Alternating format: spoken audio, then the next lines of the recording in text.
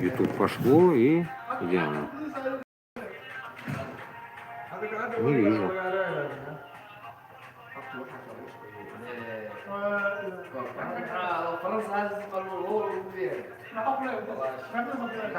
Ага, вот. О, пошло. Ага, пошло. Вот. А что?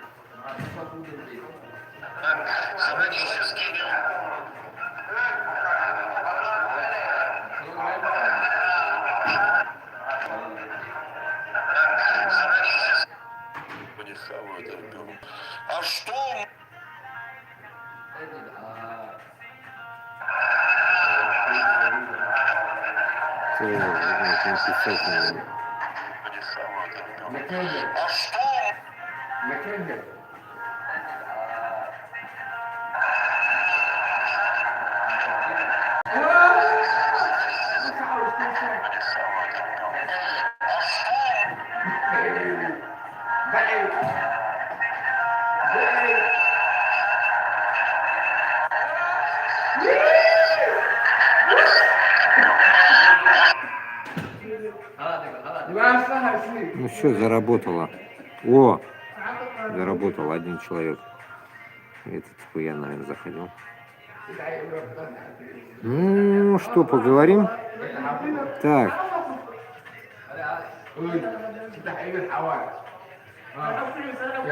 Что там, начнем сразу с козырей? Так, я не знаю, как-то, блин, присесть надо. Это меня свисать ноги, это меня бесит что-то. Привык задирать ноги. Надо, как в Узбекистане сидят, надо сидеть. Ой, как у нас у Рыжки, вот так. Бисмилля, будем читать сейчас вам. Короче, вроде бы работает, я не знаю, но галимый этот интернет. Даже на сим-карте интернет моросит. Здание не ловит.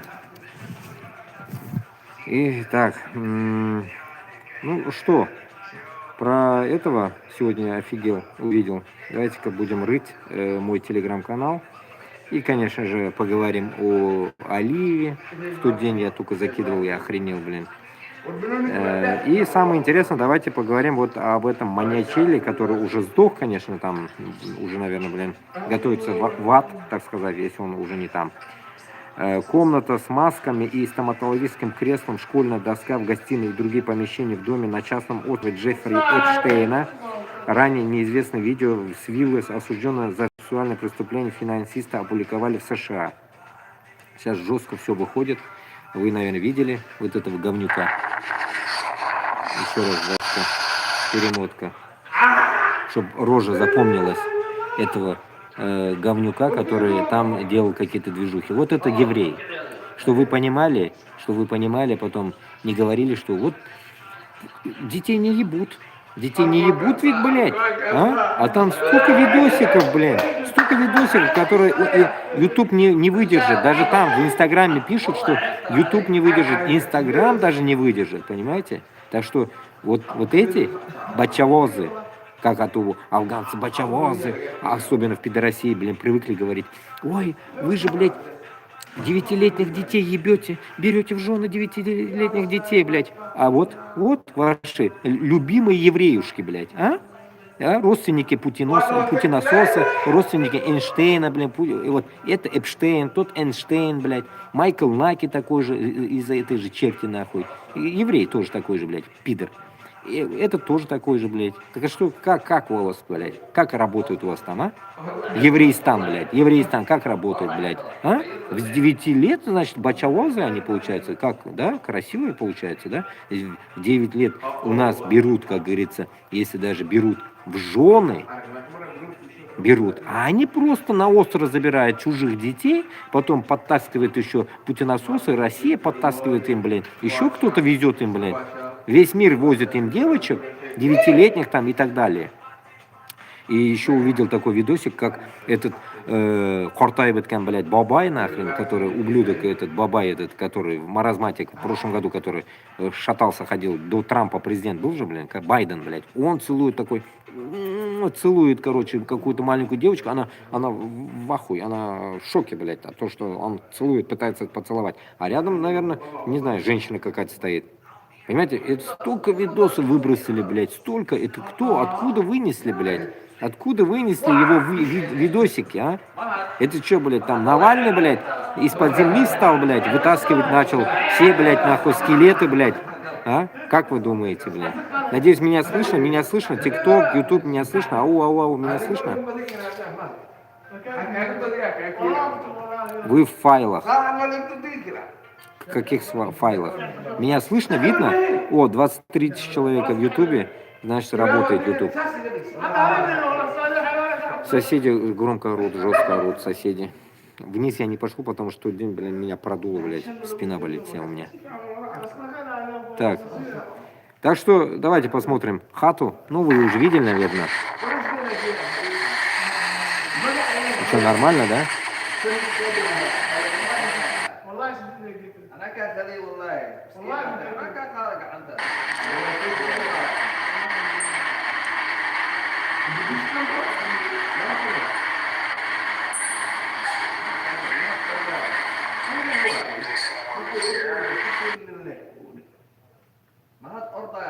Даже доска там детская доска дома у человека, нахрена она нужна? Чему они учили?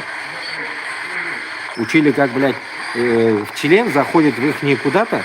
Или что они учить-то могли на доске, блядь? Рисовали что? Писали что?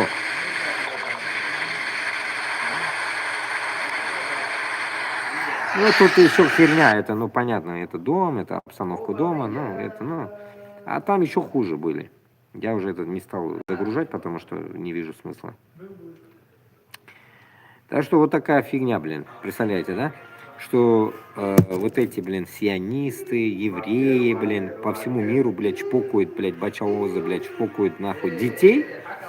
А тут, получается, вот мусульмане, которые хотят взять жены, допустим, или там кого-то там помолоденьким, там, я не знаю, там, если кто-то там в Афганистане с 9 лет берут, ну и хер с ним, пусть берут, блядь. Но они же точно, блядь, нахрен, они же не берут для того, чтобы, блядь, вот так, блядь, отвозить куда-то на остров или в пещеру куда-то и собирать их, и их, блядь, всех, блядь, чпокать там, блядь, потом, этот, групповуху выкидывать, блядь. Никто же них такие действия не делает. А эта девочка приходит, блядь, в семью.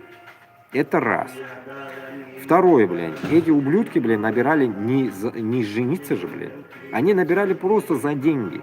Они просто занимались рабством, занимались как бы торговлей, как говорится, торгуют, ладно, блин, взрослыми девочками там или мальчиками, блин. А тут, получается, и детьми торгуют. Нормально же, блин. Что они могут, дети эти, делать? Вот маразматики, старые маразматики, что делали с этими детьми, да, ведь? Это пипец, блин. И потом весь мир, когда он начинает унижать мусульман, я просто поражаюсь. Каким местом вы можете унижать нас? Каким? Вот предъявите нам. Вот предъявите. Я не могу понять, блин. Вот как у меня ублюдочный сосед есть, блядь. Пытается, блядь, до меня тоже порой иногда, блядь, что-то мне предъявить, но не может, блядь. Не может, ну нету алиби, блядь, чтобы мне что-то предъявить, понимаете? Это тут то же самое, блядь.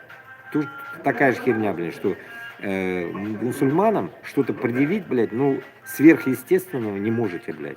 То, что, блядь, нахуй, если у нас что-то где-то там какой-то маньяк выполняет какие-то свои, блядь, дела, у вас не лучше, блядь.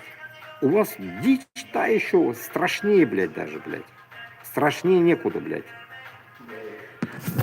Вспомнил, пока не забыл, я загружал еще одну фигню про Эйнштейна. Вот. Тоже это дичь полная, короче. Дальше прочитаем. Ну, почему у него кусочек материала Кабы оказалось?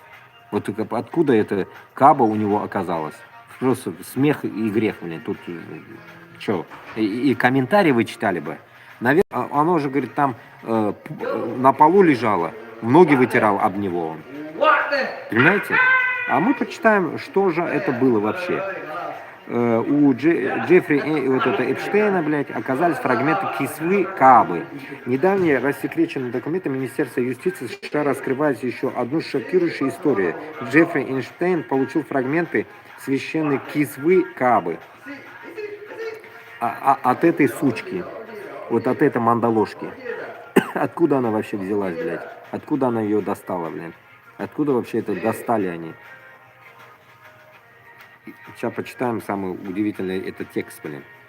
Недавние рассекреченные документы Министерства юстиции США ДОЗ или ДОЖ раскрывают еще одну шокирующую историю этого Эпштейна. Получил фрагмент священной кисвы Каабы. Переписка от 22 марта 2017 года показывает, что Азиза Аль-Ахмади из Абу-Даби отправила Эйнштейну 3 куска ткани. В одном письме она пишет, к этой части прикасались миллионы мусульман, и на ней видны следы их отпечатков пальцев, суннитов и шиитов. На ней отпечатки молитв, слез и надежд.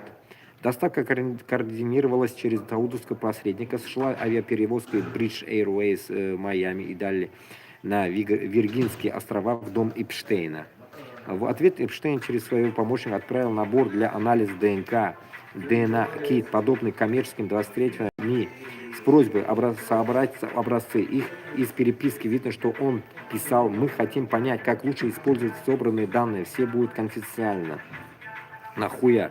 Садомазохисты какие-то, блядь. Нахуя им, блядь, этих хуй его знает каких-то людей, блядь, ДНК, блядь.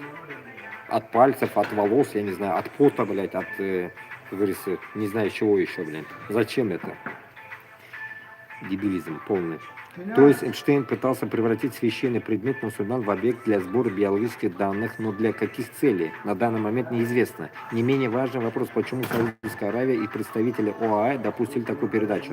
Да потому что все и говорит об этом, что, блядь, и в Дубае, и в Саудии, и везде, блядь, сидят эти ебучие яхуды. До этого же, миллион видосов уже мы увидели, что, блядь, все, блядь, ебучие сионисты, которые, блядь, есть вообще там, блядь, они обучились, блядь, поехали туда, блядь, в виде, блядь, арабов, блядь. А там вообще за рулем не арабы это хуй знает кто это, блядь. Это псевдоарабы, блядь, это сионисты ебучие, а арабы там рабы, блядь. Связь началась с его общения в ее офис.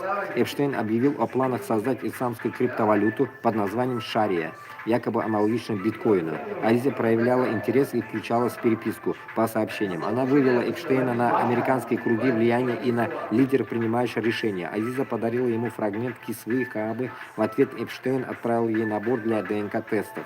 Как утверждают некоторые источники, цель этого сотрудничества была следующая. Эпштейн создал цифровую платформу под исламской вывеской, чтобы привлечь весь мусульманский мир, позиционируя ее как халяль и исламскую. На самом деле все это контролировалось самим Эпштейном, поддерживалось сионистским лобби.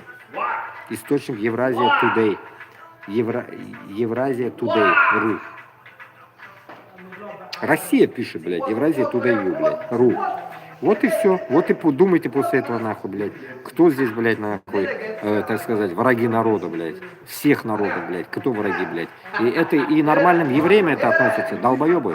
Ваши, блядь, вот эти уебаны, блядь, что творят вообще, блядь? Маньячелы тупорылые, блядь, которые чпокают, нахуй, бачалозы, блядь, чпокают детей, которые, блядь, собирают какие-то отпечатки пальцев, волосики, молосики еще, блядь, я не знаю, блядь, и только осталось говно собирать, блядь. Давайте, насру я вам, блядь, соберите мое говно, отправьте куда на исследование, блядь, нахуй, может, что-нибудь найдете там, я не знаю, блядь. Вот как-то так, да?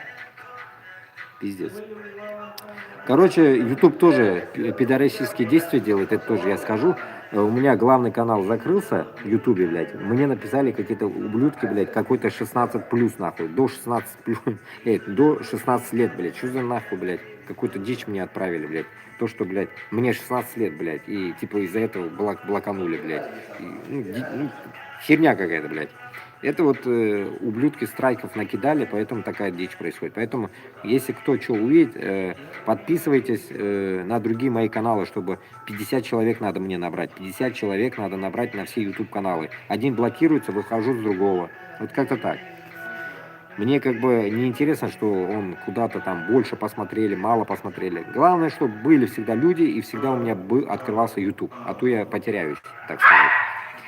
А так, ну, вот видите, ТикТок блокируется, а потом я перехожу на другой ТикТок, потом опять вот так, короче. Так что на ТикТоке тоже благодарю.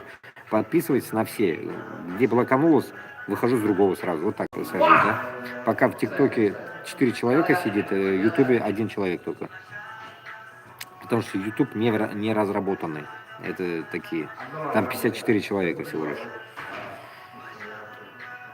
Ну вот, сами понимаете, да, какими движухами, так сказать, все идет. Ну вот подряд, да, я то, что закидывал себе в Телеграм, постоянно говорю, Телеграм надо читать мой, я забываю, блин, прочитать свой Телеграм, читаю другие Телеграммы. Идем дальше. Ну тут тем много, я перескочил, конечно. Давайте уж Эпштейна потом, если увидим, еще поговорим о нем. Идем дальше, то, что есть. Вот здесь я закидывал нахрен про Айзеров, блин. Про Айзеров. То, что я видосик, ну там целый видосик я закидывал, потому что там видео было. И вот там пишут, блин, там же рулят бакинские евреи. Недавно Алиев дал интервью, что он на стороне Израиля. Помните, я вам один день только об этом рассказывал в каком-то ютубе, и то все, короче, и предъявлял Айсину. Ну, Руслан Айсин, с Кутаевым, который вы ходите вдвоем. Ну, давай, изложи мне, вот ответ дай. Я же поэтому всегда я говорю, блин, выйдите со мной, блин, на дискуссию, на дебаты. С вами, как бы, я не знаю, дебатировать только нужно, блин, по-другому вы не понимаете. Вы выйдете вот и объясни мне, Руслан Айсин, который, блин, вообще ты, блядь, татарин, ты должен топить за Татарстан и Башкортостан, и за всех татар и башкортов. Какого хуя ты топишь за айзеров, блядь, объясни мне. Не пощагама сенga ул айзерлар керек, нахуй. Особенно Алиев, блядь. Я же вам всем всегда говорю, блядь, менять нахуй их всех президентов это нужно, блядь. Алиев, блядь, созданный пидор, который сидит со времен СССР, блядь. Его отец сидел, потом этот, блядь, сидит нахуй. Вы ничего не можете понять, что ли? Как можно, блядь, топить нахуй за тех ублюдков, которые, блядь, гнобят нахуй все, что можно, блядь, гнобить, блядь. Тот раз же только что он сказал, Алиев что сказал? Мы, говорит, от Палестины помощь не увидели, типа, и поэтому айзера не поедут убивать, блядь, точнее, блядь, умирать за Палестину. Вот это. Я тогда еще вопрос задал, блядь, нихуя себе, я подумал, блядь. И потом вот пошло-поехало, блядь. Что он сказал здесь, блядь? Он здесь сказал, блядь, нахуй, Алиев в этом, так сказать, видосике сказал, что... Сейчас, зайду-ка. Сейчас зайду, вспомню, блядь, что именно он говорил, блядь, чтобы я не был пиздоболом потом. Ой, блин, сейчас зайду, сейчас найду. Зайду, видосик найду. Я его загружал куда-то. А вот он. Сейчас.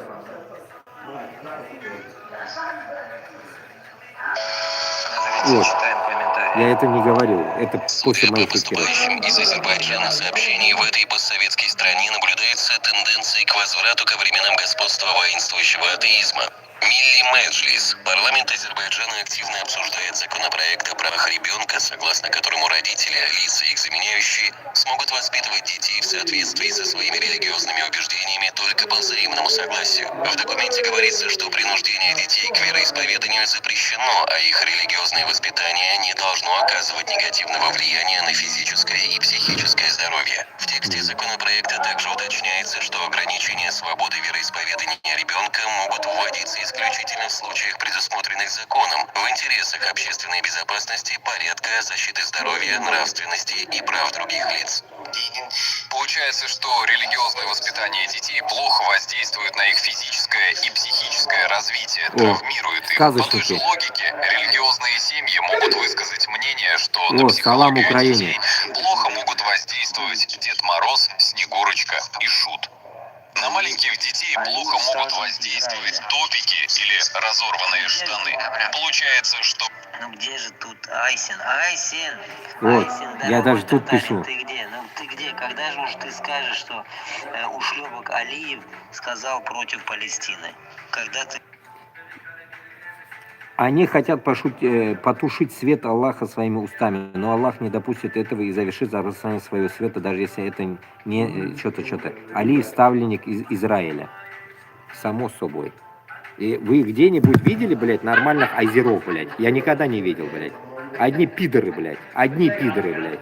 Я, блядь, нахуй, любому нахуй, блядь, ему предъявлю это, нахуй.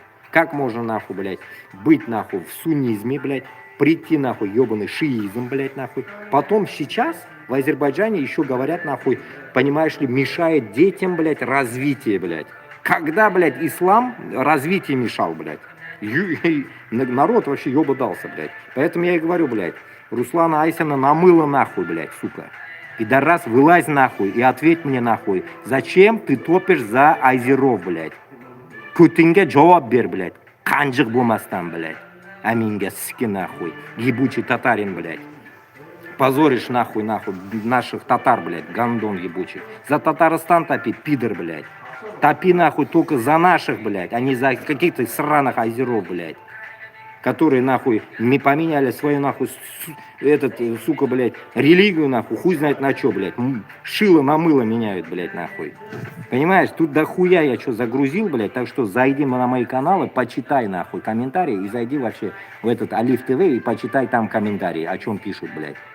Это пишут нормальные тоже мусульмане. Если мы уж так и говорим, блядь, манхурты мусульмане, которые в России живут, ну тогда, блядь, тогда давай всех этих мусульман убьем, нахуй, если они все, блядь, хуевые, блядь. Но они пишут, блядь, по явности того, что, блядь, что есть конкретика, что плохо, что хорошо, блядь.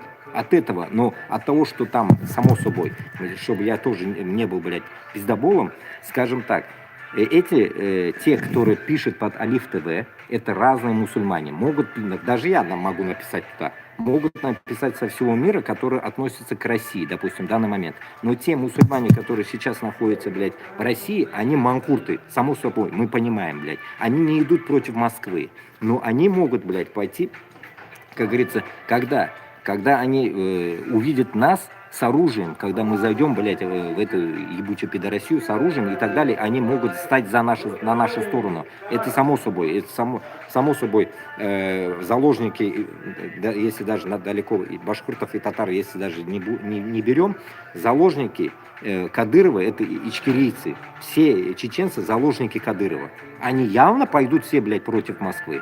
Дагестан тоже против Москвы пойдет, блядь.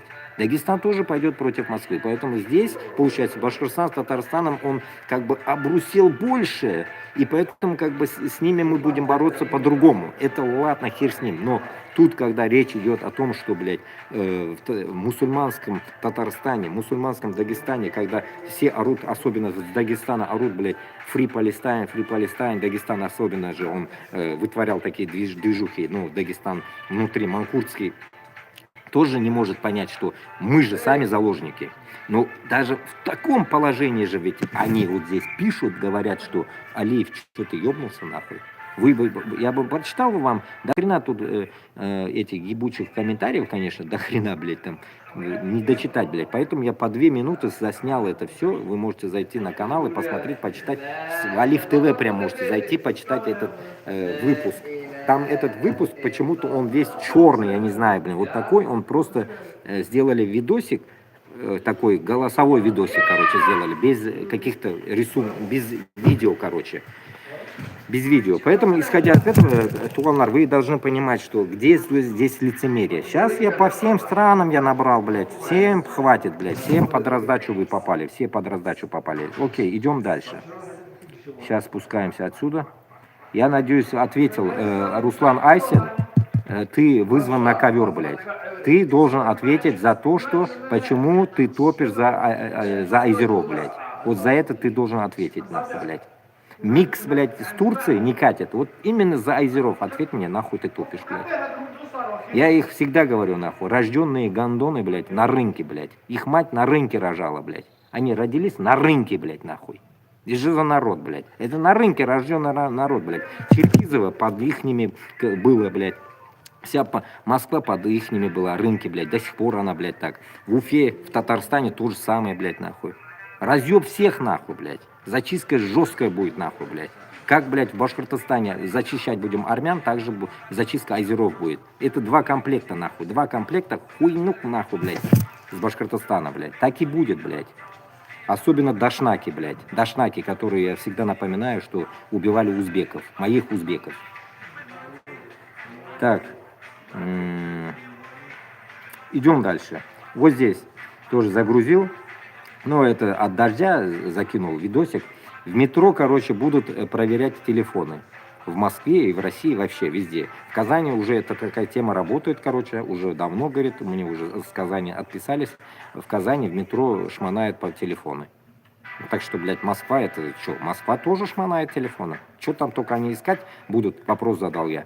Ну, что будут искать? Найдут что-нибудь? Найдут что-нибудь? Или если не найдут, то сделают, говорит, блядь, посыл, блядь, денег, допустим, как того, до него тоже дойдем, то ли чеченцы, то ли что, отправили 25 евро, короче, для донатов Украины, и все. Вот он сейчас в розыске.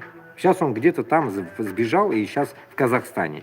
И сейчас Казахстан хочет выдать. Я же вам, помните, в прошлых годах еще, когда я был во Франции, говорил, что Узбекистан зачем выдал, я говорил, на узбеков наехал. Узбеки такие, ой, надо, конечно, надо их гнать, нахуй они понаехали, блядь, нахуй. А где, блядь, защита-то, блядь? А где беженская защита у вас, блядь? Не работает, да, блядь? И, значит, получается, ваше правительство все-таки топит с Москвой, блядь. Топит с Москвой, блядь. Поэтому вы, как шныри, нахуй, в Москве уходите, блядь, подметаете до сих пор. Казахстан такой же, блин. Такой же Казахстан, блядь, не лучше, блядь. Выдает и выдает, выдает и выдает. Ладно, блядь, русских выдаете, блядь. Даже это тоже неправильно, блядь. Они же от Москвы сбежали, блядь. Вы же против Москвы, блядь. Что за лицемерие, нахуй? Все, блядь, правительство намыло, блядь. Правительство намыло, всех пидоров намыло, блядь. Лицемерие, я же вам всегда указываю, блядь. Честно, конкретно по факту, блядь, нахуй. Замутили, нахуй. Көтіңге жауап бер, блядь. Көтіңге жауап бер. Немеге, блядь, біздің халықлар, блядь, көтіңге жауап бермейапты, блядь. Узбекистан отправил, блядь, на меня наехали. Казахстан теперь начал, блядь, эту болезнь поймал, блядь, отправляет теперь. Сейчас вот ждем, чеченцы отправят или нет, блядь. Пиздец, нахуй. Сейчас дойдем до этого чеченца. Сейчас я загружал его тоже. Вот. Митинг прошел, вот. Чеченские, это в Австрии, это где-то, в Австрии, что ли, вот. Люди вышли куда-то, проходит митинг. Митинг напротив посольства Казахстана. Казахстан must, на английском написано, don't, что-то там, короче, вот, вышли. Я вот этого не могу понять. В свое время Казахстан принимал чеченцев, крымских татар, черкес, еще кого-то там принимал, а сейчас хочет отправить. В ГУЛАГу отправить, как Осечкин постоянно говорит, блин, ГУЛАГу нет, ГУЛАГу есть, блядь. Вот это ГУЛАГ вы отправить хотите обратно, блин. И, альхамдулля, я не остался в Казахстане. Альхамдулля, меня бы давно уже на кол посадили бы, блядь, нахуй. Давно, блядь, нахуй. Как говорят, кутыңны айрады, блядь. По-казахски, да? Кутыңны айрады. Кутымны айрарды, блядь, нахуй. Правительство. Давно уже, блядь. В Австрии прошла акция протеста у посольства Казахстана с требованием приостановить экстрадицию в Россию чеченского спортсмена Мансура Мавлаева и освободить Зелимхана Муртазова, который уже второй месяц находится в транзитной зоне аэропорта Астаны. О, видите, Зелимхан еще Муртазов есть, оказывается. Муртазов, Зелимхан еще есть, оказывается. До этого еще был один чел. Прикиньте, мы его даже не слышали. Пожалуйста, приостановите экстрадицию невиновного человека, освободите Мовсара. В России ему угрожают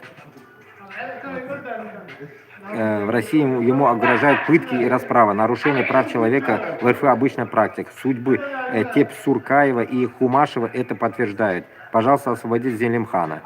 Пишет вот это вот refugees и так далее, и так далее. Так что, понимаете, вот, потом, когда мы говорим о том, что, как мне пишут обычно комментарии, «Өзіңі дәулетіңі біл, өзің дәулетіңі алмаштыр», туда-сюда мне пишут, окей, Мы свое хотим, вот мы свое хотим, мы поэтому и поднимаем этот вопрос. Мы свое, вот путинососов хотим уничтожить, само собой, путинососов. Но почему-то, блядь, палки в колеса суете вы, блядь. Вы из других стран, блядь, присосались к этой Москве, блядь. Не можете отлипнуть, блядь. И получается, блядь, вот эта мясорубка работает совместная, понимаете, блин? Понимаете, поэтому я же вам самого даже напоминал. 2004 год, блядь. Приходит, блядь, я в Узбекистане. Приходят так менты. А вам повесточка, нахуй. Почтальон Печкин, блядь. Почтальон Печкин, нахуй, с повесткой, нахуй. Из Пидороссии, блядь, пришли за мной, блядь, в военкомат, блядь. Пришли два узбека, мента, короче, стоят у меня во дворе, говорят, блядь, тебе повесточка, нахуй. Надо тебе тю-тю-тю вылететь, нахуй, в Пидороссию, в армию, блядь. Прикиньте, как они меня нашли, блядь, сука. Меня нашли, блядь, из Башкортостана, блядь. Сука, у меня в захолустье, блядь, там, блядь, в городе, в Андижане меня нашли, сука, в армию забрали, прикиньте, блядь. 2004 год, блядь. Ни телефонов, ни хуефонов, блядь. Как она работает? Ответьте мне. Я охуел, блядь. Охуел, блядь. Понимаете, блядь? Как они вычислили, куда я съебался, блядь? Вот вам, блядь, нахуй, Узбекистан, понимаете? Потом вы говорите, ой, блядь, нахуй никого не вышлют, приезжай. Меня же до сих пор зовут, Казахстан зовут, Узбекистан зовут. Дуслав, блядь, рахмат инда, но я нахуй, блядь, пока жить хочу как-то, понимаете, блядь. Просто так, блядь, не захватив Москву, умирать тоже неохота, блядь. Давайте дрючканем Москву, умрем, если там, бисмилля, короче. А так нахуй умирать, блядь, просто так, блядь. Я... Не зря же всегда говорю, блядь, уезжайте оттуда, уезжайте, не воюйте, не идите на войну, уезжайте, не умирайте. Вы не можете понять этого, блядь. Зачем дохнуть, блядь, за узкий мир, если вы даже, блядь, в Казахстане, не говорят там, блядь, Америка, блядь, обратно высылаетесь, блядь. Прикиньте, вот я хочу избавиться от этого вот этого ебучего красного цвета паспорта, я хочу избавиться от него, блядь, сука. При мне этих паспортов уже давно нету, кстати, но не могу избавиться, блядь. Вот как избавиться? Один раз вляпался, не могу избавиться, нахуй. Вляпался-то я, бля, в оригинальности, блядь, понимаете? С детства я вляпался в него, блядь. Как истинный, нахуй, патриот Пидороссии, блядь, нахуй, я его получил, блядь. И, сука, блядь. И видите, как теперь, блядь, как тамга, блядь, меня, мен кутулалмим, блядь, ебучий паспорт там меня, думаете, понимаете? А эти не могут меня понять, европейцы, блядь. Говорит, нахуй ты уехал, нахуй ты уехал. Тут ебанутые люди, нахуй я уехал, блядь. А что там делать, блядь? А шо? Да не шо, блядь. Так, идем дальше. Ну вот, у меня всегда так, знаете, блядь, канал у меня посмотрели в ноябре 2 миллиона 900. И люди не могут видеть, понимаете, вот страйки начинают кидать. Люди не могут видеть, жопа горит, нахуй, и начинают долбить, нахуй, мой канал, блядь. Вот задолбали, нахуй, почему-то 16, нахуй, плюс написали, блядь, минус или 16 минус, блядь, ну вот такой предъява пришла. Все, пиздец, нахуй. Видите, сколько, блядь, посмотрело людей, да хуище. Сука, экран не светит, да? Вот. Короче, отметка нравится, сколько, блядь, 27 тысяч, что за... Блоканул, YouTube блоканул меня, блядь, понимаете? Поэтому я и говорю, и максимально, если вам не трудно, подпишитесь. 50 человек от вас не убудет, 50 чик подписок и все на мои каналы. Вот увидите мою рожу, подписывайтесь на все мои каналы. Там у меня штук 8 каналов, вот уже 4-й этот канал сейчас в блокировке. 4 канала за 4 года. А так я веду 3 года, за 3 года 4 канала мне. За 3 года 4 канала бахнули, которые, ну, так сказать, рабочие, так сказать, рабочие каналы мои, понимаете, блин, которые, блин, только выходит популярность, все, уля, только выходит популярность, уля, блин, понимаете, поэтому я не держу эти каналы, так сказать, как я всегда говорю, нет у нас одного лидера, не должно быть у нас одного лидера, чтобы нас не чпокнули, нас должно быть много лидеров, и вот у меня каналы тоже, много каналов, так что один умирает, блядь, другой встает, блядь, как-то так. Вот еще новость такая, это отличная новость во Франции, прочитаем. Недавно в Ницце усилиями президента Ассоциации Союз чеченцев Франции Рамзана Басхан Магомадова открылся Чеченский культурный центр. Сегодня прошла запись детей на курсы чеченского языка. Это архиважное событие, так как сохранение родного языка для подрастающего поколения является большой проблемой для чеченской диаспоры. Наряду с языком будут преподавать чеченскую историю и традиции. В будущем планируется открытие курсов французского языка для взрослых, а также русского, если будут желающие его изучать. Адрес культурного центра ла-ла-ла-ла-ла, Ницца, короче, Марша Догыла, добро пожаловать. Марша Догыла, добро пожаловать на чеченском. Марша Догыла. Марша, значит, добро это, да? Догыла, пожаловать, наверное. Короче говоря, рахимитегес, татарша. Мана инде, это тоже мне очень приятно это. Я об этом в своих других эфирах говорил вам. Почему нету татарских башкирских центров? Где наши центры? Где наши центры? И теперь возьмем возврат в мою мысль, почему когда-то Иршад Хаби, этот нью-йоркский пидорас, который мне говорил, что я хочу открыть какой-то штаб татар, блядь, какой-то, ну, хрень, как в Москве, штаб татар, короче, во Франции. И типа я там рулил этой херней во Франции, блин. Он мне предлагал эту тему. Мы его поняли, что за черт, блядь, я отошел от этого. Теперь, после этого, пришла мне мысль, блядь, нахрен нам это нужно? Именно поэтому я и хотел сделать, чтобы какие-то, так сказать, инвестиции упали, как говорится, в наше дело, которое я хочу продвигать. Именно по кухне, по национальной кухне. Всех даже можно народов подключить. Вот недавно мы пообщались с братом одним дагестанцем, получается, можно даже и их кухню в меню включать в дальнейшем, понимаете? И если мы сделаем такие движения в виде не именно какого-то офис, допустим, как Руслан Габбасов открыл офис в Литве там и сидит там в пиджачке, такой крутой, короче. Нет, эта тема, знаете, как-то офисный, как становишься офисной крысой, блядь. А вот когда ты открываешь какое-то, получается, блядь, съедобное место, так сказать, блядь, пришел чай, это по-татарски, не знаю еще по какому, короче, монгольский, короче, чай, плов там, пирожки, посидели там, покушали, попиздели, короче, собрались. Понимаете? Вот такое место нужно выдвигать, понимаете? Вот это, я считаю, блин, почти такое место, вот это Ницца, почти такое место, где могут они прийти, собраться, летом, когда я вел стримы, я всегда вам говорил, потому что я услышал об этом, 35 тысяч. Диаспора чеченцев Ниццы 35 тысяч где-то.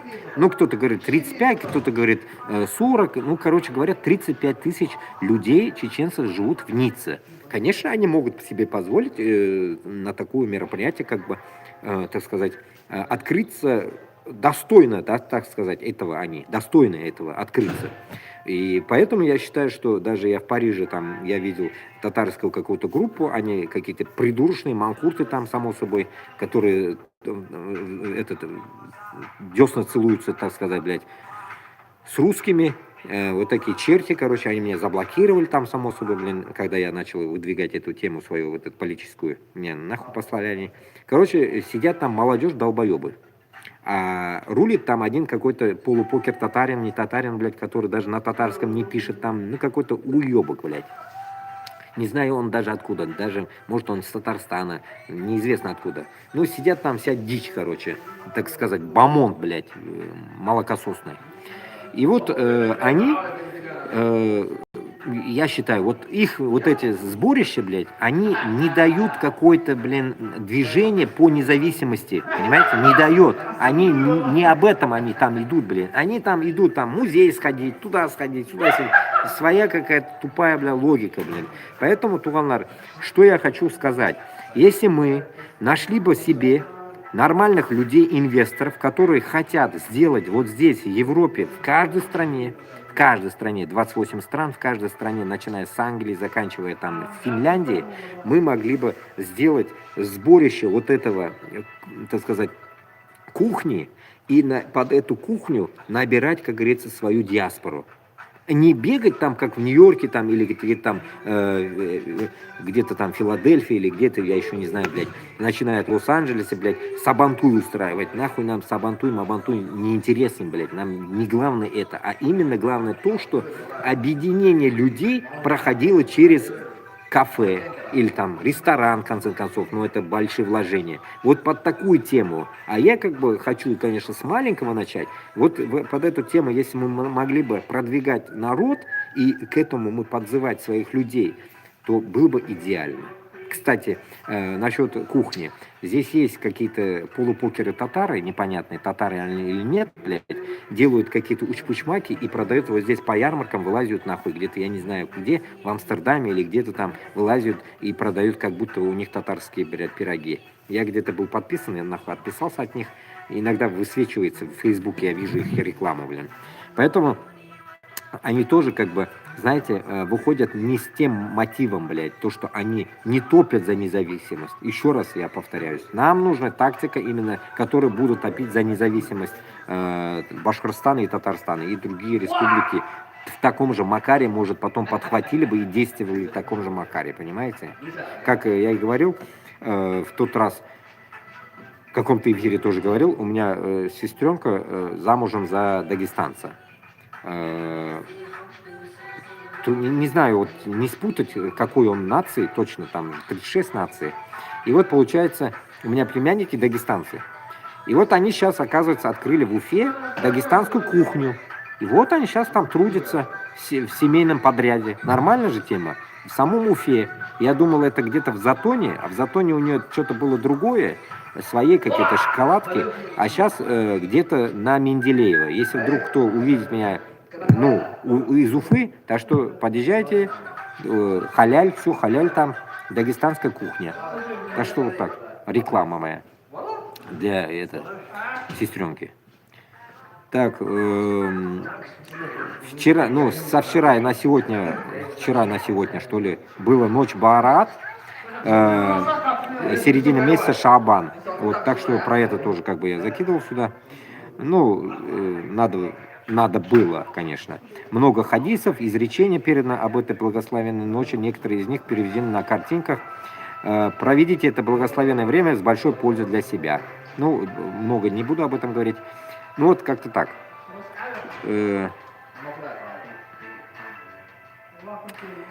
Потом идем дальше. Просто по моим телеграммам, по всем новостям. Потом новые что почитаем. Вот здесь вот Донецк. Вроде бы Донецк перешел России, да? Или я не могу понять вот этого. Я как бы уже больно не внедряюсь в Украину, как я вам говорил, поверхностно только буду проходиться по нему. Но вот я как понял, Донецк. И тут вот пишет этот, я уж врубать не буду, правдивый репортаж из Донецка. Живем как в фильме ужасов, без декорации. Мы живем как в фильме ужасов, кругом деградация, правдивый репортаж из Донецка. Само собой, пишет, поддержите сбор на дрон для сил обороны Украины. Ну, тут целый, там, дофига смотреть надо, я его просмотрел вроде, ну, разговор там. Ну, суть что? Суть, что, блин, донецкие люди вроде бы остались внутри России, а у них никаких дотаций, ничего нету. Ничего нету. Они живут в развалинах, я не знаю, блин, как Майкл Наки говорит, этот ушлепок, серая зона, блядь. Вот в серой зоне и живут, блядь. Серая зона, это, значит, блядь, разровняли или что-то, где-то что-то торчит, и там и живут, блядь. Как-то вот так, короче. И правда или нет, я не знаю. Вот здесь еще одну хрень откопал. Сын Соловьева вышел замуж в США, блядь. Охренеть просто, блядь. Видите, да? Сын Соловьева, блядь, вот этот оказывается, а этот, блядь, хуй какой-то. Говорят, турк, блядь. Говорят, турк, блядь. И у них была свадьба, блядь. Это пиздец дичь, да? Жаркая дичь, блядь. Долбежники, так сказать.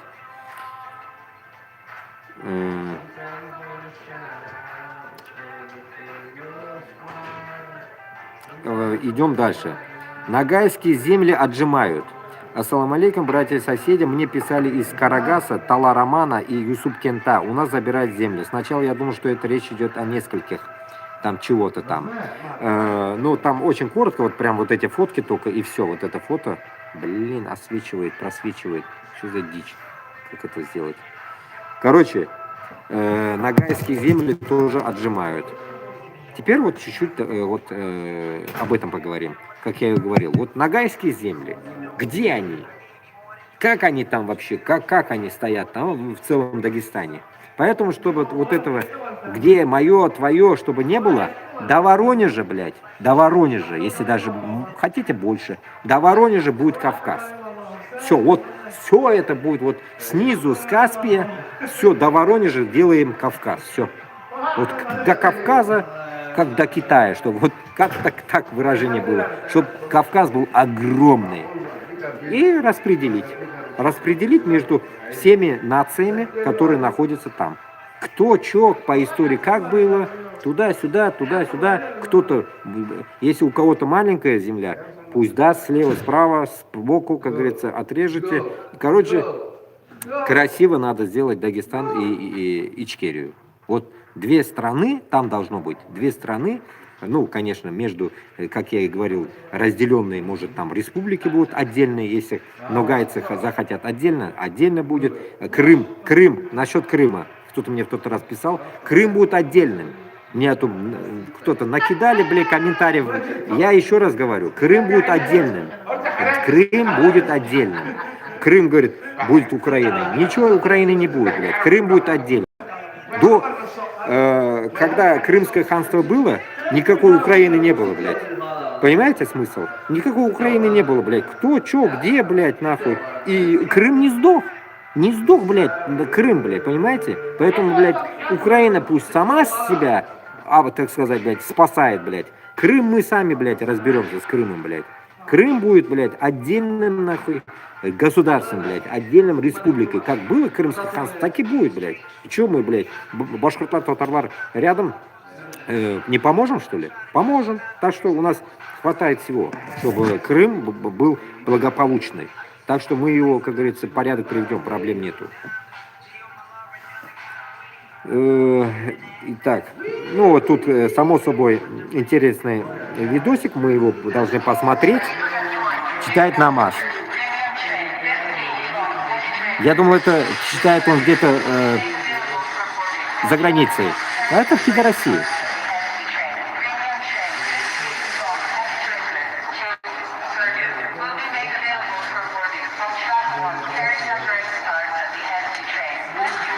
Привет из Сербии. Привет.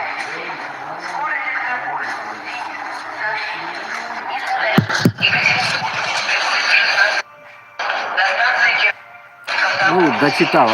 Она что-то не говорит. И тут она написала. Я такой никогда не видела на перроне железнодорожного вокзала, но я уважаю веру других людей, и он имеет право молиться. Ну, это просто я с Инстаграма вырвал, это дичь, короче.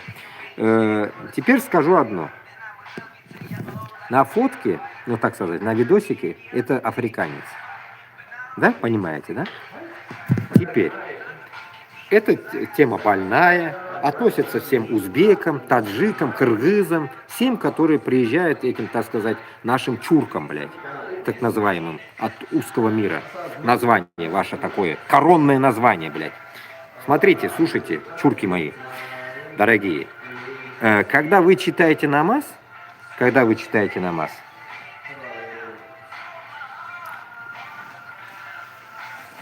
сейчас здесь тикток чуть не вырубился, выходит вот эта фигня, короче. Вот смотрите, когда вы читаете намаз, я же тоже так же читал намаз. До меня тоже докопались охранники в Москве. Когда вы читаете намаз, Дагестан, наши чурки читают намаз, все читают намаз, начинается война и мир. Теперь, смотрите, какое лицемерие, узкожопое лицемерие. Это вам как будто, знаете, как сверху говорят им как будто бы. Вот реально, это так получается. Здесь черный. Был бы там, допустим, индус. То же самое было бы. Она не против. Она не нацистка. Да, может, она не нацистка. Но если кто-то другой снял бы, ну, всяко это уже загружено в каком-то, блядь, ебучем телеграме, и там уже обсуждается об этом. Это точно. Тут африканец. Не могут рыпнуться на африканцев, на индусов. Скоро, недавно, сегодня услышал, афганцы полетят. Афганцы приедут к вам еще. Афганцы вас чпокать будут. Ой-ой-ой. Короче говоря, вся вот эта шушера, так сказать, которая замена узбеков, таджиков, кыргызов, вы ничего не можете сказать. Попробуйте сказать. Вот здесь вот сейчас сидят 6 африканцев. Что-нибудь скажи им. Попробуем что-нибудь сказать. Да они будут правы. У вас то же самое будет. Так что имейте в виду, готовьтесь. Готовьтесь свои вот эти очечи, что у вас будут, блядь, вот эти булдыжники чпокать, блядь, и, как говорится, вы еще молчать будете. Понимаете, да? Всех будут они чпокать. Поэтому, исходя от этого, вот такое, блядь, видео я принципиально это закинул, чтобы вот эту тему поднять. Будут работать только против вас. Узбеков, кыргызов, таджиков, Дагестан, ну, кто-нибудь из мусульмане из России там, Чечня, там, Татарстан, Башкортостан. Помните, башкиры как засняли, в поезде он читал, в купе поезде читает намаз. А его, как раздули в прошлом году, помните? Как его вздрючили. Кто-то выводил его, Габбасов или кто там. Да и мы видели видосик. Лига свободных наций тоже загружала это видео. Что там сделали с этим башкиром? Че зачмурили по полной программе? Да потому что он башкир, блядь. Он же не африканец, он же не индус. Как вам такое, блядь, да? А че вот этот Андрей, индус Андрей, снег не чистит? Таджик же сказал, Андрей, че не чистишь? Андрей, блядь, индуса Андрей зовут, пиздец, да? Андрей, че снег не чистишь, блядь? И все, блядь, нахуй. У меня на том канале набрало, блядь, 1 000 000, блядь, нахуй просмотров. Понимаете, этот маленький эпизодик, блядь, про Андрея, блядь. Андрей, блядь, воробей, блядь, он гоняет лошадей, блядь. Сука. Этот индус, блядь. Так что, туганлар, понимаете, какое лицемерие? Примерно объяснил вам, да, какое лицемерие? Получается, свои, будут наказаны, а те, которые приезжие, молодец, читает, на перроне читает, молодец, никому не мешает. Понимаете, как вы? И что самое интересное, у нас больно такое не делается. Вот я тоже, если не получается, я не читаю. Я знаю эту тактику, не лезу на жарон, под жарон или как это, блядь, не лезу, блядь, на горячую сковороду, порой иногда. А у них нету такого. У них нету логики, так сказать, это же стыдно. У них нет такой логики. Вот особенно у черных, особенно вот этих, блядь, индусов и так далее, вот это поеботина, у них нету такой логики. Блин, а что люди подумают? У них нет этой логики, у них нет этого в мозге, этого полушария. Вот имейте в виду, блядь, у них нет этого, поэтому они будут делать везде. Если вон, видели же индусов, блядь, индусы сидят в туалете, и все сидят в туалете, и они на земле едят плов, блядь. Ну, плов ихний, блядь, вот этот, рис вареный, блядь, шафраном, блядь. Вот это жрут они, блядь, нормально? На очки сидят, нахуй, жрут, блядь, это хуеть, блядь. Сука, я просто в ахуе, блядь. Сам ты уроженец какой национальности? Кыргызов не трожь. Кыргызов? Я до кыргызов еще не дошел, вы кыргызы. О, здесь комментарий, кыргыз вышел. До кыргызов не дошел, какой нации, блядь. Сырями, нахуй, какой я нации, блядь. Кыргызы, нахуй, 3 президентов поменяли, 4-го тоже вам менять надо. Чего не трожь-то, блядь? Всех, блядь, нахуй будем трогать, блядь. Меняй президента, блядь, потом поговорим. Нехуй ездить в Россию подметать улицы, блядь. Уебитесь, нахуй, домой к себе езжайте, блядь. Это секендер, нахуй. Понаехали, нахуй, блядь, в Россиюшку мою, блядь. Пиздите еще, блядь. Так, вот видосик началось, блядь, началось. Смотрите. Кому мы видим, блядь?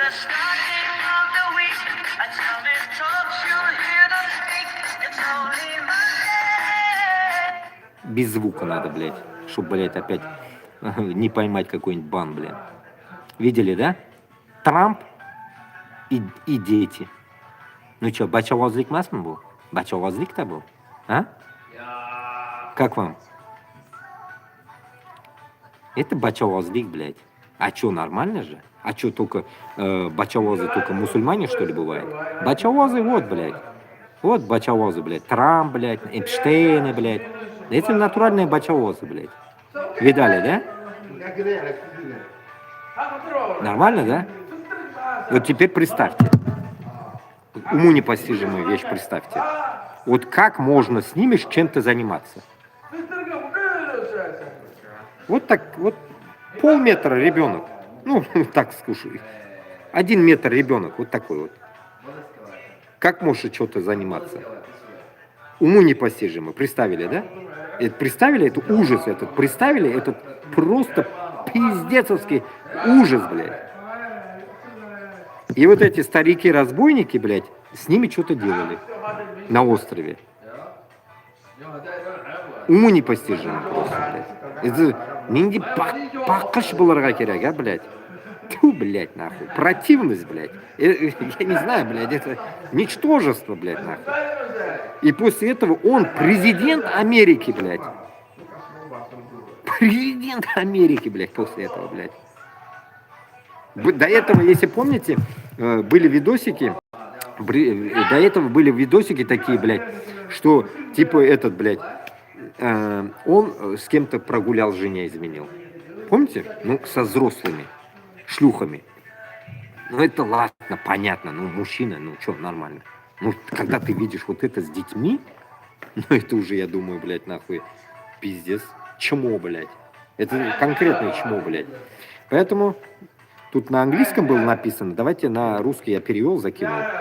Дело Эпштейна – это больше, чем просто заголовки. Это свидетельство системы, которая снова и снова подводила невинных девочек годами, несовершеннолетних девочек совращали, продавали в рабство и заставляли молчать, пока мир закрывал глаза, потому что насильники были богатые, влиятельные и находились под защитой. Эти жертвы были не просто именами на бумаге, это были дети с мечтами, надеждами и будущим, которые были украдены в частных комнатах и на частных островах. Ну, это перевод неправильно идет тут. Правда, неприятно, потому что она обнажает более мрачную реальность. Общество больше прислушивается к деньгам, чем к боли. Известные имена были защищены, связи имели большие значения, чем ответственность. А те, кто мог это остановить, они молчали. Это молчание разрушило жизни. Но сегодня правда звучит громче. Документы открыты, мир наблюдает, и жертвы наконец-то получили голос. Речь идет не о политике или сплетнях, а о знаменитостях. Речь идет о справедливости. Речь идет о признании того, что ни один человек, ни один ребенок не заслужит того, через что прошли эти девочки.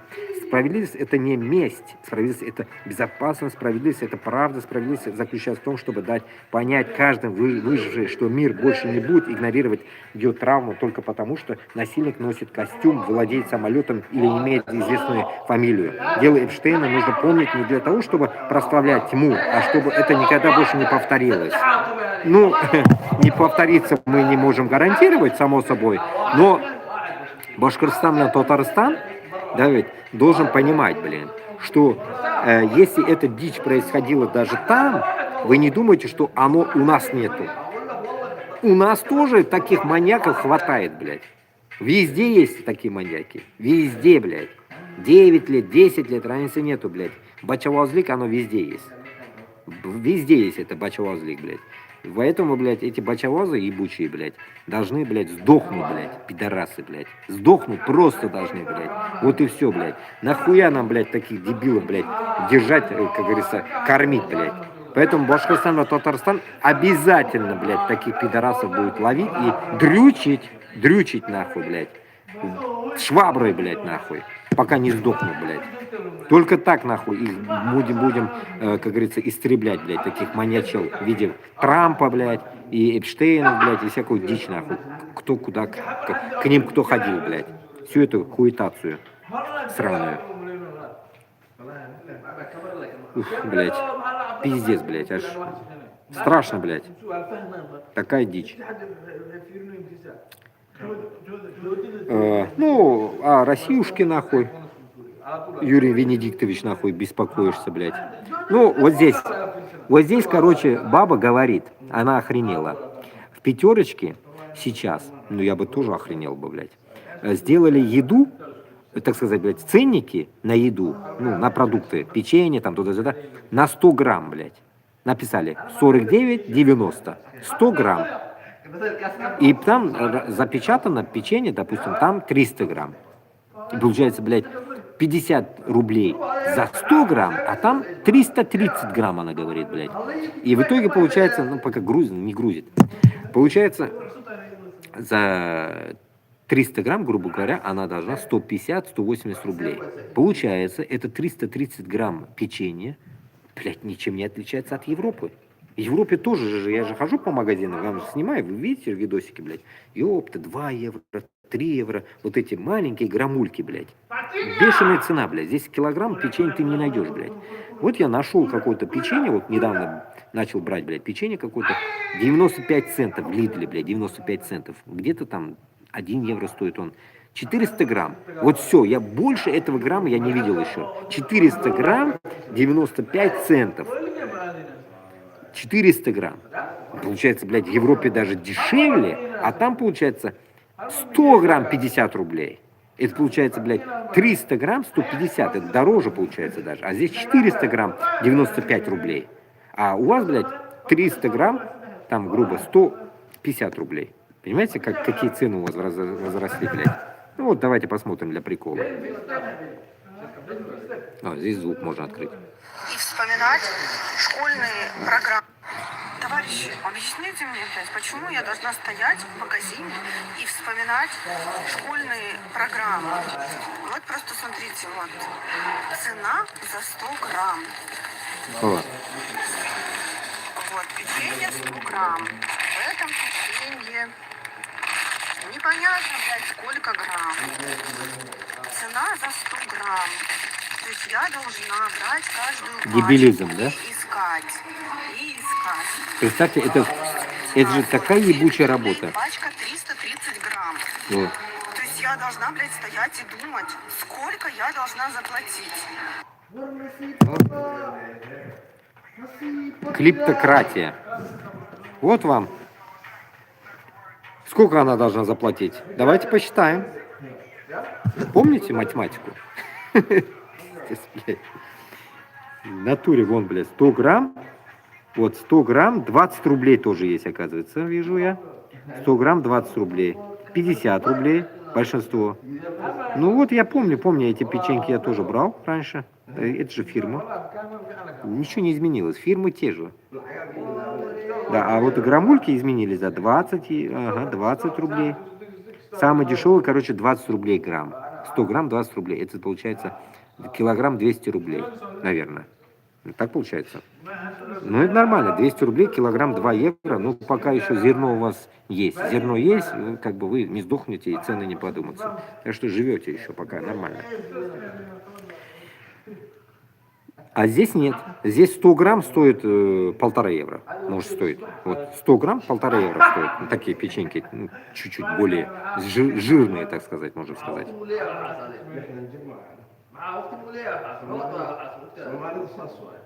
В тот день я говорил или нет, еще раз хочу пройтись по этому видосику, потому что прям еще услышал, я просто офигел.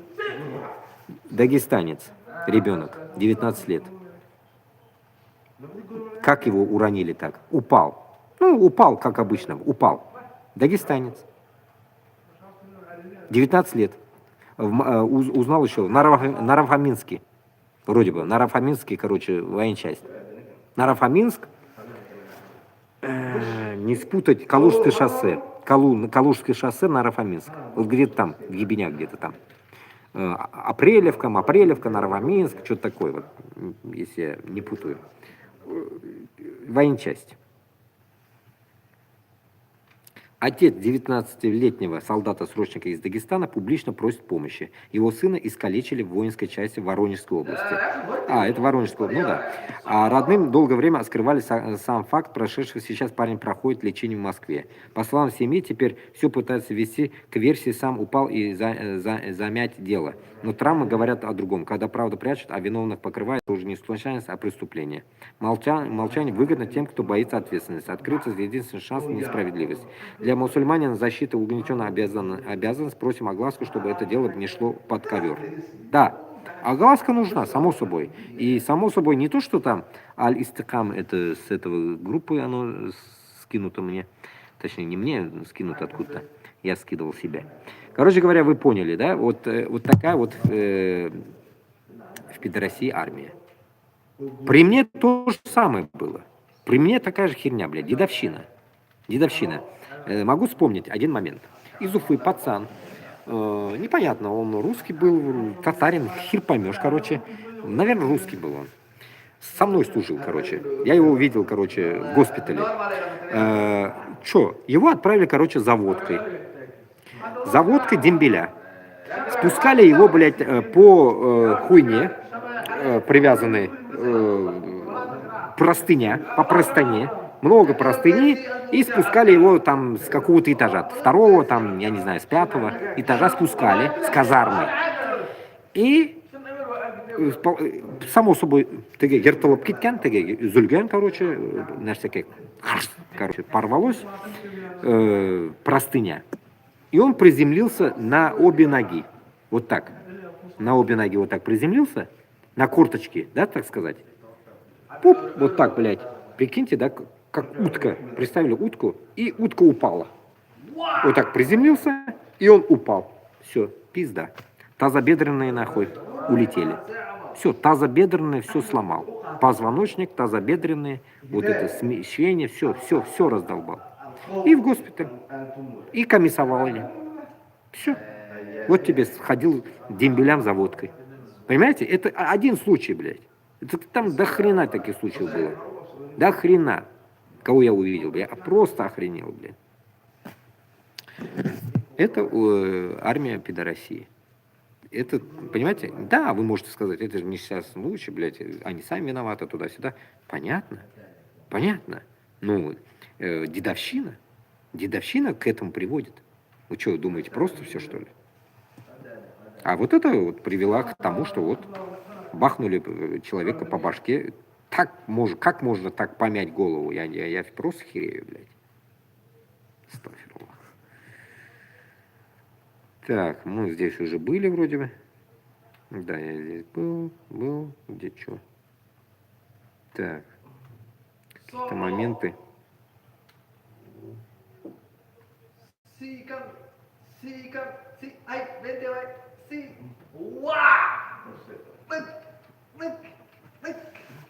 Ну, здесь я это от НИСО, короче, скачано.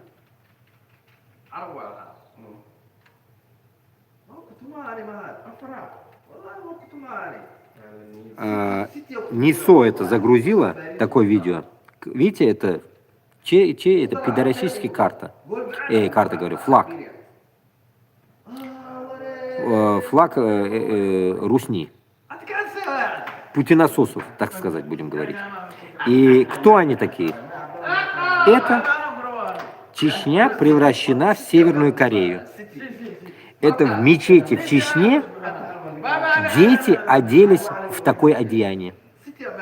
Детей чеченцев, ну, наверное, все чеченцы там в Чечне, одели в такое одеяние. Внутри мечети. Большую мечеть, наверное, там есть в Чечне. Вот там они вот так оделись. Вот, понимаете, как превращение, так сказать, невинных детей в манкуртов. Вы сами манкурты, блядь, внутри. И еще детей под себя зовете. Понимаете, вот это Чечня. А Башкортостан и Татарстан-то не лучше. И в Дагестане не лучше. Везде не лучше. Любое мероприятие вы проводите вот таким флагом. Любое мероприятие вы делаете такие движения. То карта, то ли что. Вот этот я не говорил, оказывается. Вот куда отделиться Татарстан? Вот этот видос. Если он не потерялся, я говорил, не говорил. Да хрена что закидывал, я свой телеграм не читал. Не, он не выйдет теперь уже. Как его вытащить? Хрен знает. Заходишь, оно не... Куда собрался Татарстан отделяться? Вот. России. Не знаю. Я ждал этого вопроса. Вот это вот. сидел, ждал, когда же он задаст этот вопрос. Дело в том, что если Татарстан отделится как государство внутри государства, этого не произойдет раз. Почему? Потому что у нас есть нас самый близкий и кровно, и ментально близкий народ – это башкорты. Если Башкортостан, Татарстан объявит о своей независимости, то это будет началом цепочки. В любом случае, также и Марийская республика, также Удмуртская республика, Чувашская республика, мы отделимся все вместе. Это, хочешь не хочешь, так произойдет. Куда собрался Татарстан отделяться? Кругом России. Теперь я его закончу и дополню. Этого чувака я вспомнил тогда. Ну как тогда? Когда я это закидывал сюда, я вспомнил. Вроде бы это тоже недоделанный чупашила, блядь, татарин, блядь, который рулил, блядь, и рулит вроде бы, блядь, с Кашаповыми, блядь. И он где-то в Америке вроде бы. Вроде бы, я не помню, если не ошибаюсь, блядь, или где-то тут шароебится в Европе, я не знаю. Ну, где-то я его видел, блядь, в кашаповской теме. В прошлых годах. Видите, вот эти, кто связан с Кашаповыми, кто связан вот этими Габбасовыми, блядь, они свое высказывание не могут досконально, блядь, изложить даже, блядь. Куда, вот ему задают вопрос, блядь, куда денется Татарстан, блядь, отделиться? Ну куда он денется, блядь? Один ответ, блядь. На том эфире только я вам проводил об этом, блядь, географию с картой. Помните, внизу, блядь? До сих пор вон, блядь, сука, спина болит у меня. В итоге получается, куда она отделится? Отделится она, блядь, нахрен. Само собой, когда мы заберем все земли, блядь. Все земли заберем, мы и все, мы как бы отделимся как-то, блядь. Странные названия даже порой, блядь, самому даже неправильно как-то, блядь, оно звучит, блядь. Куда мы отделимся, блядь? Куда мы отделимся, блядь? Вот это странное выражение, блядь. Мы не отделимся никуда, мы что, где-то мы куда-то заходили, что ли, чтобы отделиться, блядь? Это раз, блядь. Мы на своей земле, блядь, мы никуда не будем отделяться, блядь. Это Москва пусть уебывает, блядь, свою нахуй, так сказать, как Алсынов сказал, блядь, в Рязань свою сраную, блядь. Дальше Рязани, чтобы мы их не видели, блядь. Куда нам отделяться, блядь? Вот странное выражение, куда, да, вот, тоже логически, если подумать, блядь, странные выражения, блядь, порой. И мы на это привыкли уже, ну, мы понимаем это как бы, это ебучий русский язык, блядь, и мы правильно отвечаем на него. Но куда нам отделяться, блядь? Мы не отделяемся, блядь, мы просто, блядь, избавляемся, блядь, от них, блядь. Они присосались, как клещи, к нам, блядь. Суки ебучие. Они, блядь, нахуй, создали это, нахуй, блядь, оболочку, так сказать, блядь, в нас, блядь. Прилипли к нам, блядь, и, блядь, сосут нашу, блядь, нефть и ресурсы наши, блядь. И нам никуда отделяться, блядь. Мы там и стоим, блядь. Мы будем захапывать, блядь. Вот это будет правильно. Мы будем забирать все земли. Вот это будет правильно, блядь. Вот как-то так, блядь. Мы будем забирать свои рядышком все земли, блядь, как я говорил, блядь. Спуск до Казахстана и вверх до этого, так сказать, блядь, до Ненеции, блядь, до Новой Земля, блядь, до верху, блядь. Вот это будет, как говорится, забирание, а не, блядь, отделение, блядь. Мы никуда не собираемся отделяться, блядь. Мы отделим их, москвичей, блядь, от нас, блядь. Но не нас, от самого себя. Как мы отделимся, блядь? Мы внутри. Странно, да? Так, еще что-то لا يا тут اخي мы... بستفزك يا اخي يلا يا اخي يلا يا اخي بالله يا اخي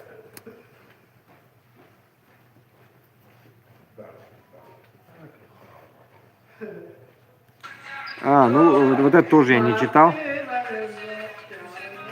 Загружал я вам. Помните, Транс из Индии устроил скандал в самолете Москва-Мумбай, блядь. Прям даже и там Мумбай, блядь, Москва, здесь прям так интересные слова такие, Москва, а здесь Мумбай, блядь. Блядь, геи, блядь, сплотились, нахуй. И тут самое интересное, блядь, комментарий я не читал, оказывается, я его загрузил, конечно. Вся Рашка смеялась от Джамшут и Равшан. Теперь можете снимать другой сериал про Каш и Махитаб. Комментарии. Кто-то пишет, Регина Матвеева. Он беременный и просит отдельное кресло. Это транс, блядь. Кто-то Гульнара пишет, оно в Москве замуж вышло. Оно в Москве замуж вышло. Ну да, за гей Ткачуков, наверное, замуж вышло. Оно. Оно очень хочет привести культуру в Россию. Ну да, блядь, ёпта, блядь, ну хоть по 1,5 ляма, нахуй, индусов, блядь, еще, блядь, из них все геи, блядь, ну это пиздец, нахуй. Ткачук, готовь свою жопу, Ткачук, блядь. Очко расширится. Пиздец, нахуй, блядь. Так, ну вот, да, вот я же уже давно загружал, 31 января я его загружал. Ну вот, чеченского спортсмена экстрадируют в Россию, где ему грозит пытки, блин. Ну вот, понимаете? Вот его хотят отправить в Казахстан. Ну это же пиздец же, блядь. Куда смотрит народ Казахстана? Казахстанский народ теперь должен подняться, а не смотреть аузан на аш и все. Китса. Ну и что? Бизнес халах тугульбит. Как-то так, да, получается, да? Я вот этого понять не могу, блядь. Значит, Казахстан должен встать. Разъебать своего президента, блядь. Что за нахуй сказать, блядь? Ты отвечаешь за народ, блядь. Какого хуя чеченца отправлять, блядь, в Россию, блядь? Генеральная прокуратура Казахстана одобрила экстрадицию в Россию чеченского спортсмена Мансура Мавлаева. Он разве заявлял о похищении и пытках со стороны чеченских силовиков? Он ранее заявлял о похищении и пытках со стороны чеченских силовиков. Об этом сообщил его адвокат Мурат Адам. По решению Генпрокуратуры Мавлаева должны передать российской стороне в течение 30 суток после вступления решения в силу. Ну, будем посмотреть. Казахстанские власти ранее отказали мужчине в предоставлении убежища из-за того, что он якобы не подпадает под критерии для предоставления защитного статуса. Адвоката Мавлаева собираются оспорить в суде. Смотрите. Я вам скажу, что подпадает или ничего подпадает, блядь. Я 10 лет, нахуй, азюлян, блядь. Азюлян, блядь, я 10 лет. И почему я здесь азюлян, блядь? Вот я вам вот свой рассказ расскажу. Извиняюсь, водички. Попью, блин, этот. Горло сохнет. И вот, короче, почему я не выбираю другие страны? Потому что ваши страны все продажные. Ваши страны все конченые продажные страны, блядь. Как можно там что-то делать, блядь? Там нету, блядь, беженства. Там нет слова азюль, блядь.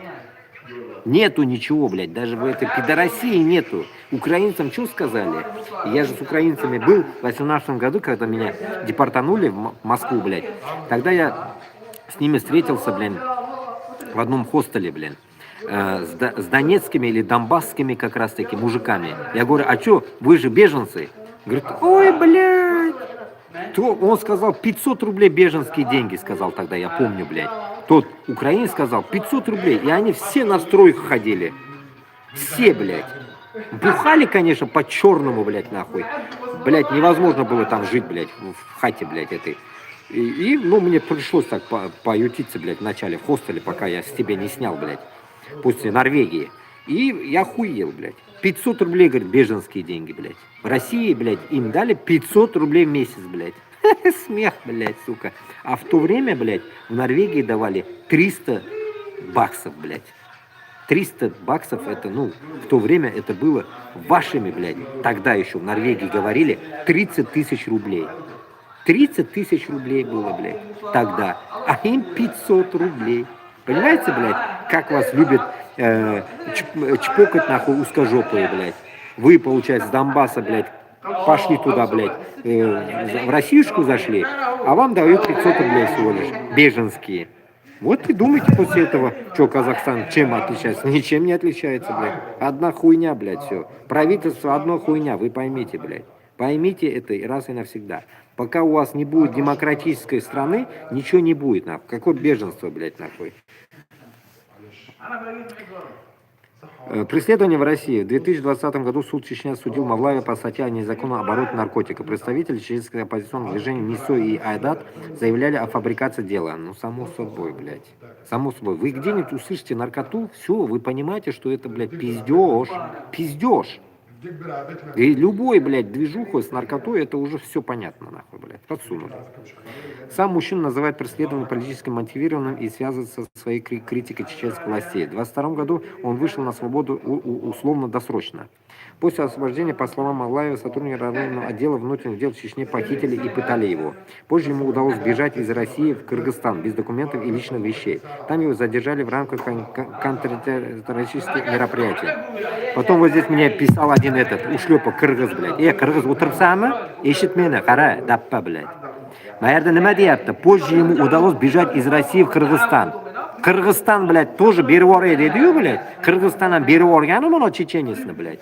Sen qaysi yering bilan qirg'izlarni защищать qilyapsan, блядь? Dappa nahу, davlating bilan nimani dokazat menga qilaman deyapsan, блядь. Amini yegan davlat am xoyamlar, блядь. Nima deydi? Davlat xoyamlarim bilan, блядь. Что мне хочешь доказать, блядь, нахуй? Что-то, блядь, кыргызов не трожь, блядь. Ёпта, кыргызов я не трогаю, блядь, нахуй. Меняй свое правительство. Uch marta duxing yetdi, qani ashalar, блядь. 4-chi marta ham almashtir, нахуй, блядь. Almashtir, блядь, своего президента, блядь. Вот мы не можем, блядь. А вы смогли. Давай делай, блядь. Займись делом, блядь, уничтожь своего президента, блядь, ебучего. Из тюрьмы вылез, блядь. Рулит теперь вам, с вами, блядь. И вот теперь даже до чеченца доебались, нахуй. Там его задержали в рамках контртеррористического мероприятия. Тоже пиздеж. Спецслужбы заявили о подозрениях в связи с радикальными группами и использованием поддельных документов. Суд назначил ему 6 месяцев лишения свободы за незаконное пересечение границы с последующим выдворением. После освобождения он покинул страну и уехал в Казахстан. Еще полгода сидел в Кыргызстане, блядь. И каким башарень, блядь, кайсы башарень, блядь, ты мне еще будешь предъявлять, блядь, за Кыргызстан, блядь. Сперва разберись в своей сраной стране, блядь, разберись, блядь. А потом, блядь, поговорим, блядь, нахуй. У меня жопа, нахуй, в пидорасии, блядь. И что ты мне будешь предъявлять, нахуй? В эту жопу, нахуй. Ты не лезь, блядь. Разберись, собери весь кыргызов. Или пиздуйте в Алтай, нахуй, или пиздуйте в Кыргызстан, нахуй. Не хуже России, блядь. Быть подъебышами, нахуй, русских, блядь. Вы же подъебыши русских, блядь. Все понабирали красных паспортов, нахуй. Амляталар, нахуй, блядь. Еще что-то меня, блядь, предъявляло сами, блядь. Вы, нахуй, убивали, нахуй, моих узбеков, нахуй, в Кыргызстане, блядь, нахуй. С помощью, нахуй, блядь, этих же спецов, нахуй, русских, блядь. Еще что мне еще предъявить хочешь, блядь, нахуй? Уебок, блядь. Разберись, нахуй. Ты или в Кыргызстане будешь жить, нахуй, или на Алтае, блядь, нахуй. Иди защищай своих алтайских, нахуй, пидорасов, нахуй. Крестоносцев или многобожников, блядь, нахуй. Разберись там, блядь. Не надо, нахуй, нагнать, нахуй, на меня, блядь. Я на истинном пути, нахуй. А ты, блядь, чмо манкуртское, блядь. Заебали уже вот такие пидорасы вылазят, начинают мне мозги ебать, нахуй. Вот, отсидел он года, блядь, этот Мавлаев в Кыргызстане. Ни за что, блядь. Россия Мавлаева объявлен в федеральный розыск по делу о финансировании экстремизма. Дело завели из-за того, что Мавлаев якобы совершил денежный перевод на криптокошелек чеченского оппозиционного телеграм-канала «Адат». По информации авторов канала, денежный перевод совершили силовики, отобрав телефон Мавлаева. Ну вот как раз, про него и говорил я кому-то. Вот так, отобрали телефон и отправили. Как раз сегодня об этом и обсуждали, блядь. Отбирают телефон в метро, в Москве или в Казани. Потом через твой телефон они быстренько отправят кого-нибудь в Украину, блядь, нахуй, перевод. Они же знают, менты же, блядь. У них дохуя такие, блядь, кому отправить. Отправили, задонатили, допустим, Фейгина, блядь. Фейгина или какую-нибудь, нахуй, лохопедку, блядь, какую-то, блядь, с Украины, нахуй. Задонатили, все, тебе 8-10 лет тюрьмы, нахуй. Охуенно же, блядь, охуенно живете. После его отъезда, как заявлял чеченец, силовики задерживали его братьев и держали их в отделе полиции. Таким образом, на него пытались надавить и вынудить вернуться. Правозащитные организации считают, что в России Мансуру Мавлаева грозят пытки. Само собой. Само собой. Сразу шпукнут, нахуй, там мало не покажется.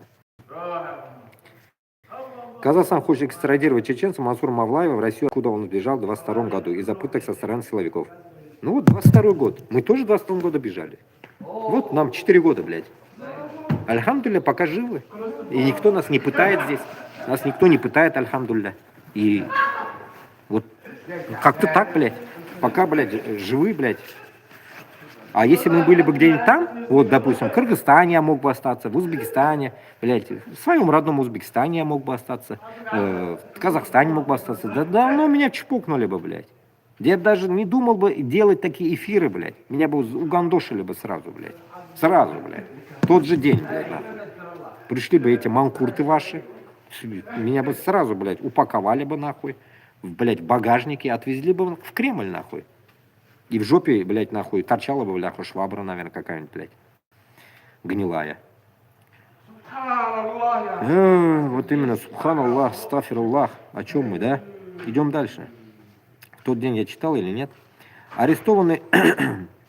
Нет, наверное, не читал. Арестованные студентки Насибе Саидовой, участницы дела женской бахчисарайской группы в СИЗО-1 Симферополя, вызвали фельдшера из-за потери сознания. Медработник ограничился измерением давления, другой помощи оказана не было. После ареста в октябре 25 года Саидова содержится в СИЗО, где ранее неоднократно жаловалась на холод, сырость и отсутствие горячей воды. Пиздец, да? Родители девушки обращались в надзорные органы и омбудсмену, однако ответов не получили. Администрация СИЗО заявляет, что условия содержания в изоляторе являются нормальными. Пиздеж, блядь. Вот красивую девушку, крымскую татарку, заебенили в обезьянник. В СИЗО. Вот и думаете после этого. Я вам, как всегда, я говорю, блядь, я тоже сейчас в тюрьме живу. Европейскую тюрьму, видите, какая она? Вот это тюрьма европейская, блядь. А у вас, блядь, гнилые нахуй, как это, блядь, во время Пушкина, блядь. Тюрьмы во время Пушкина, блядь. Вот такие тюрьмы же у вас. Вспоминайте фильм Ив Кусто, блядь. Нет. Граф Монте-Кристо, блядь. Этот остров Ив, блядь, или какой там остров, блядь. Он сидел там, внизу, во Франции, там, острова там, он там сидел. Тюрьма, пиздец же там, каменная тюрьма, блядь. Он сидел там с дедушкой, блядь. Помните? Вот такие тюрьмы же у вас, блядь. Конченые, блядь. Я видел именно такую тюрьму, блядь, в Белоруссии, блядь. Охуел, блядь. Сука. Пизду. Даже в Белоруссии такая же тюрьма, блядь. Не лучше, блядь. Каторга. Один день услышал такое выражение, блядь. Путин дерьмо-колдун, блядь. Дерьмо-колдун, блядь. Путин. Путин дерьмо-колдун, блядь. Ну, понравилось выражение, блядь. Кстати, хочу открыть такой канал, блядь. Дерьмо-колдун, блядь. Путин дерьмо-колдун, блядь. Такой канал надо открыть в Ютубе, блядь. Прокатит или нет? Попробовать надо его разработать.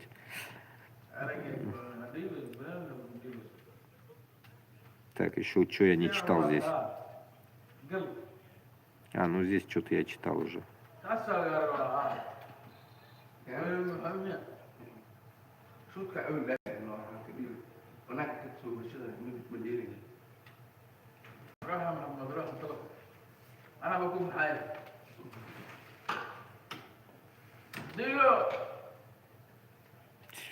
Да, все, здесь я уже вроде бы.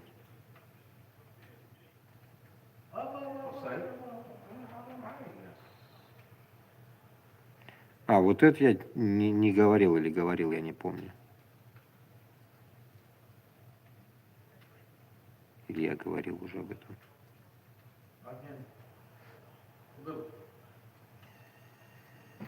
А, я говорил об этом. Все, заходим в другой канал. Так, 7 человек в ТикТоке и 3 в Ютубе. Почитаем сейчас по новым свежим новостям. Имперскость зашкаливает. Русская против того, что Казахстан выбрал свой путь. Журналистка Анжелика Кареткина рассказала, что русских в Казахстане ущемляет, почувствовала на себе с момента, когда Казахстан... Послушай, что говорит. Журналистка Анжелика Кареткина родилась в Казахстане, но так и не смогла избавиться от русской имперскости. И теперь рассказывает, как плохо живется в Казахстане. Не хочу сгущать краски, но ведь то, что стало происходить после того, как распался Советский Союз, вот этот какой-то... Во-первых, в Казахстан хлынули некоммерческие организации в большом количестве. Во-вторых, уже сейчас, в наше время, мы видим, что появляются некие блогеры. Сейчас это модно, все блогеры. Появляются блогеры с совершенно русофобской повесткой. Но посмотрите, как даже поменялся состав, национальный состав Казахстана за последние 30 лет после обретения независимости. Да? Опять же, вот тут, я бы сказала, это тот случай, когда мы все, русские люди, оставшиеся в Казахстане, почувствовали себя отрезанными, оторванными от нашей большой родины. Журналистка Анжелика Кареткина родилась в Казахстане, но Теперь вот этот момент прям уловите для себя тоже. Она сказала, оторванными, от чего оторванными?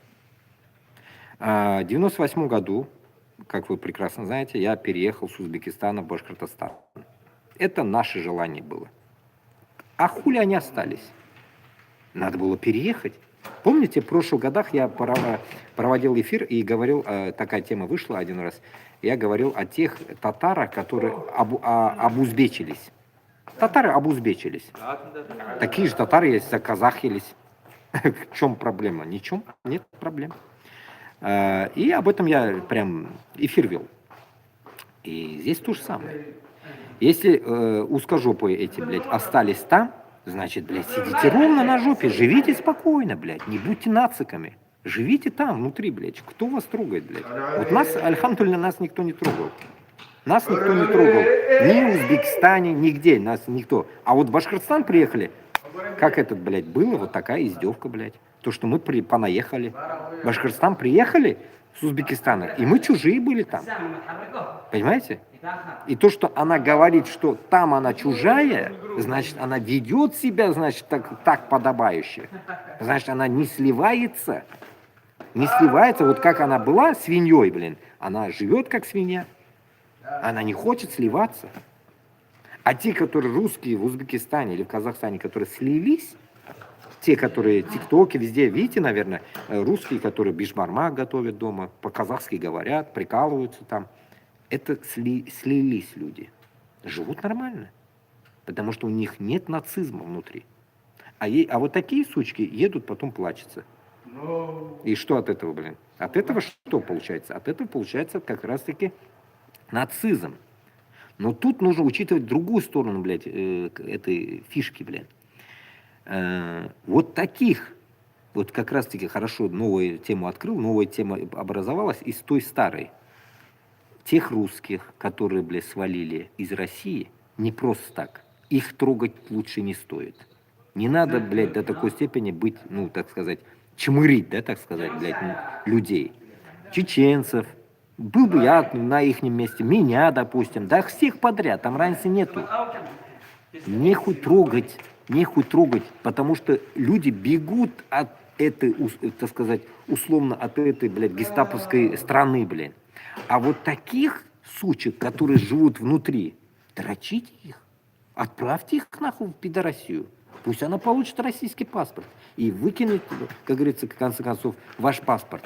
И все, избавитесь вы от нее. Вот от таких нужно избавляться, а не от таких, которые бегут от своей смерти или от чего-то, блин. Это как получается? Получается, человек бежит в другую страну от какой-то смерти, допустим, и вы не спасаете, это же не по-мусульмански, это же как-то вообще не по-человечески получается. Поэтому, получается, у вас в правительстве какая-то реально деградация сидит. Надо менять. Все, тут далеко не надо идти. Олга Казахстан. Вот это движение нужно прям поднять тему эту. Олга Казахстан и сменить эту чертову, блядь, нахуй шарашкину контору, которая сидит под дудкой России. Это же, блин, это же не... Вообще это не казахи. Я их даже за казахов не хочу считать. Это манкурты же.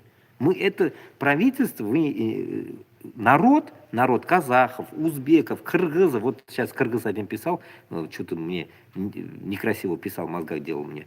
Я не могу понять таких кыргызов.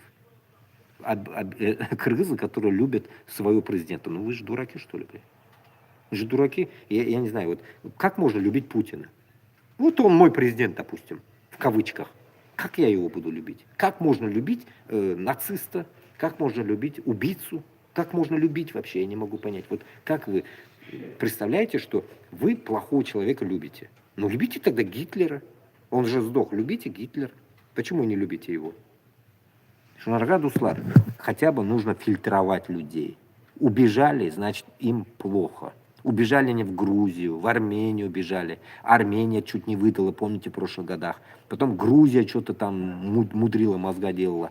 Да хрена таких историй было. Поэтому нужно чуть-чуть смотреть, зачем кто куда бежит. И нехуй подряд всех выдавать, блин. Я считаю, что тут должен подключиться народ, блин. Вот ее выкиньте нахрен. Вот таких выкиньте, которые жалуются, сидя на жопе ровно, блин, в Казахстане, имея казахский паспорт, выкиньте, отберите у нее паспорт. Депортируйте. Делают же русня, блядь, депортируют моих узбеков из пидорасии. Депортируйте ее, блядь. В Россию депортанули, клейлер машины, юхатыйлер, блядь. А те, которые бежали с российским паспортом, они же не просят ваш паспорт. Просто оставьте. За них выступите как народ, сплоченный народ, выступите против своего правительства. И за этих скажите так, вот этих нахуй, этих оставьте, чеченцы оставьте, Мавлаева оставьте, чеченцы того, который сидит в СИЗО, тоже оставьте, всех оставьте, а вот этих нахуй. Как я в новостях сегодня еще одну вещь слышал, что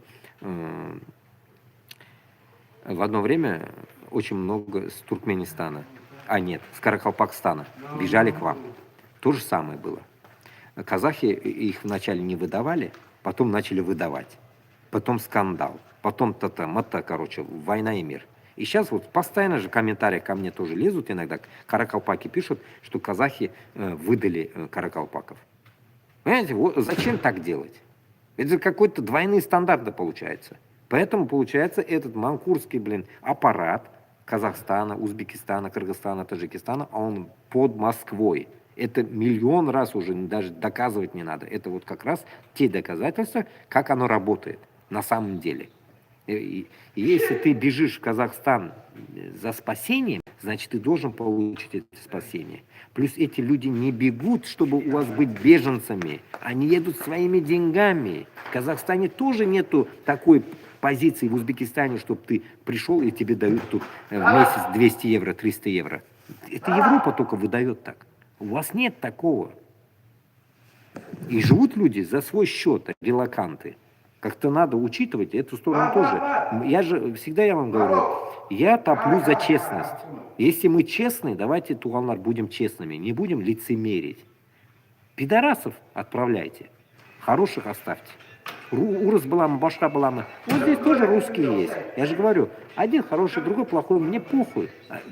Даже за 3 года, которые я веду эфир, я же даже успокоился, вот съездив в Португалию, я очень много принял таких решений, интересных, так сказать, вам скажу, что я себя пересмотрел, в каком понимании, что Башкортостан, Татарстанда узкожопые, которые все земли, которые мы заберем, Челябинск, Екатеринбург, узкожопые там будут, имеется в виду русские, они останутся, они наши. Я же пришел к этому. Я вырос в своих мыслях, понимаете? Я вырос в своих мыслях и теперь доношу, что внутри русские – это наши русские. Не надо их чмырить и трогать. Если из них вот такая вылезет, которая скажет, блядь, Рязань наша, или что-то в этом роде, или Уфа наша, их нахуй. Мы тоже будем депортировать из Башкортостана в Москву, прикиньте, да? Из Башкортостана в Москву депорт, блядь. Охуенно работает, да? Вот так мы будем делать, Туғанлар. Вот так нужно делать, блядь. Мынаны шығарып жіберіңіз, нахуй. Мына қуыңыз, блядь. Күтіне тибіп, как говорится, санной метлой гонить ее, блядь. А нормальных, которые влились в систему, зачем гнать? Зачем трогать?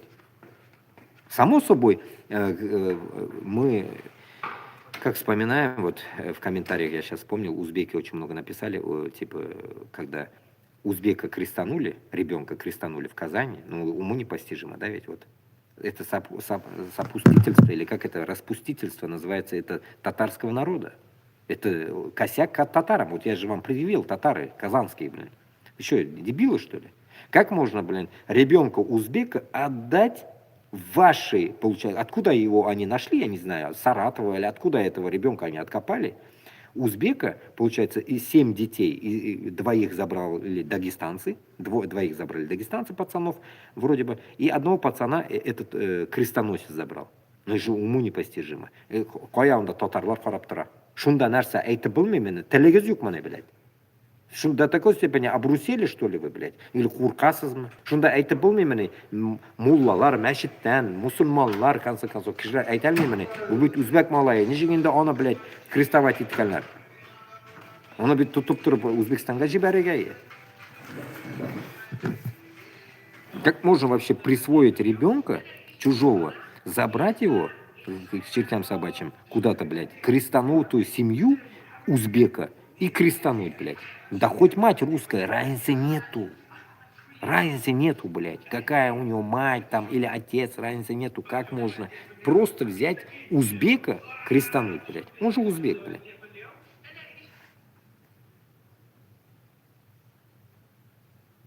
Идем дальше вот. Военный корреспондент, телеведущий, один из координаторов русской общины Андрей Афанасьев о важной проблеме. Россия никуда не делась мощнейшее миграционное лобби, нацеленное на завоз инокультурных людей, негативно относящихся к нашей стране и нашим народам. Посмотрите на процент людей, приехавших из стран Средней Азии, воюющих в СВО. Безусловно, есть достойные примеры, но это исключение, подтверждающее правило. Новые граждане из Средней Азии, получившие российские паспорта за последние 10-20 лет, не горят желанием защищать Россию. В отличие, например, от выходцев из Башкирии, Бурятии, Дагестана и других регионов, которые вместе с русскими сражаются, совершают подвиги. Видите, да, какое первое, давайте, прочитаю, да, прочитал. Скажем, получается, подтверждение тому, что азиаты, которые получили недавно 10-20 лет назад, не так уж воюют. Вы не так уж такие россияне, понимаете? Не до такой степени. Понимаете, какое унижение для вас? Это раз. Потом, второе. Вы ведь даже это зная, идете туда. Вы же что, не идете? Узбеки, кыргызы, таджики, вы же все там, блядь, сплошь и рядом. Казахи добавили еще. Кого только там нету, блядь. Таджики, все там на войне. Доказательство было вам в ТикТоке, я поймал их, блядь, в ТикТоке эфир ведут, блядь, с войны. Сидят там, блядь, в катакомбах своих, блядь, и ведут и ТикТоки, блядь, охренеть, блядь, узбеки. Узбеки сидят, таджики, узбеки сидят и ведут ТикТок эфиры, блядь. Подзывают своих на войну, блядь. Буерда эркек бусенке, эркек бумасенкеме, короче. Эркеклер гена буерда, они там. Только мужики типа там. А не мужики не там, оказывается. Трусы, чтоб не приходили, потом сюда приезжают, начинаете плакать, блядь. О, сидят, унижают, блядь. Ну это же охрененное унижение, не так ли? Сори. Понимаете? И вот после этого вы еще в России что-то там ходите, подметаете улицы, блядь. Унизили мою нацию, блядь. У сізда нас, мен жүз айтым екен, ғұрырлық жоқ міне. Так и так мы привязаны, башқұртпен татарлар, унижены 550 лет, грубо, да? 500 лет, 1552 года. Унижены 500 лет. Унижены я их. А вы самопроизвольно принимаете унижение. Второе здесь, что можно уловить от этих слов. В отличие, например, от выходцев из Башкирии, а не Башкортостана, Бурятии и Дагестана. Вот эти вот три обозначил, узкожопый знает. Вот из этих трех, значит, дохнут люди до хрена, поняли, да? До хрена и больше. Еще да, не добавил Татарстан, он еще не добавил. Вот они, оказывается, хорошие манкурты. Аж ухо режет, что это Дагестан. Дагестан, Бурятия, понятно, да. Башкортларга я не удивляюсь. Вот тут из трех Дагестан ухо режет. Дагестан, блядь, хорошо воюет, блядь. Ну да, мы же часто видим видосики дагестанские, я же тоже гружу иногда же. Видим постоянно, дагестанец, как в последний раз писал, что мы стоим все на утилизации. Что-то там писал, на утилизации он был. Грубо говоря, на передок отправляет, что-то такое. Так что вот, сори, думайте вот после этого, как говорится, как вас, получается, хвалят, получается. Значит, хорошо умираешь? Молодец, так держать. Плохо умираешь?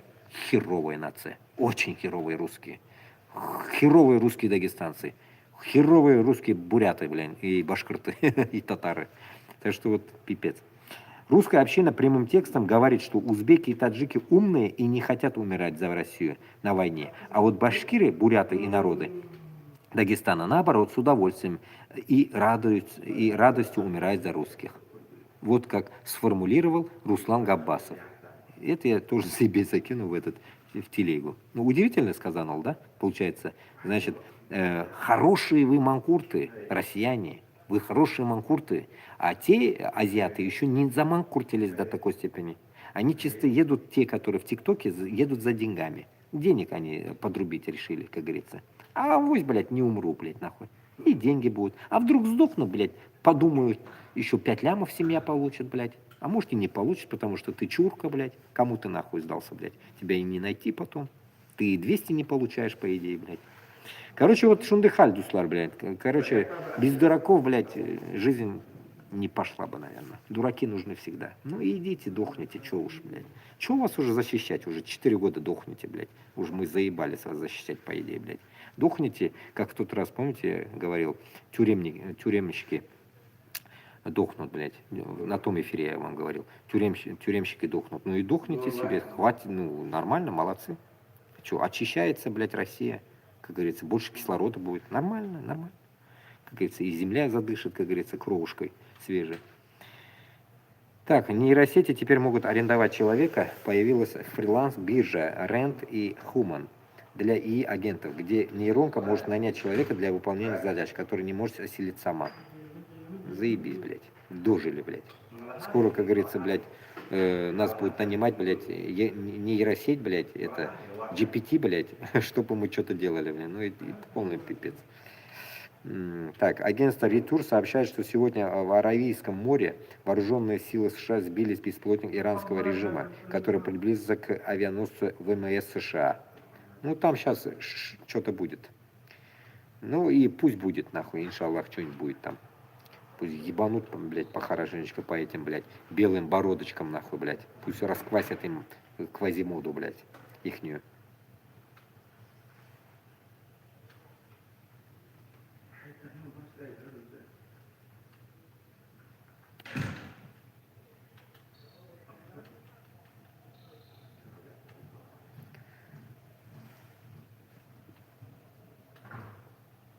Так.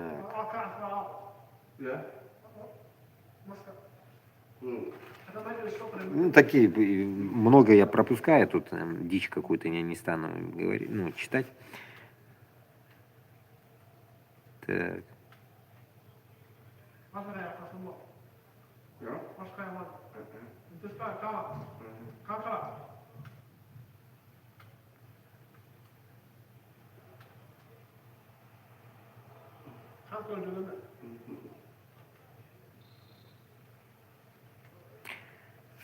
Ну, не знаю, о чем тут, ну, вот какой-то Еремеев, короче, из Самары.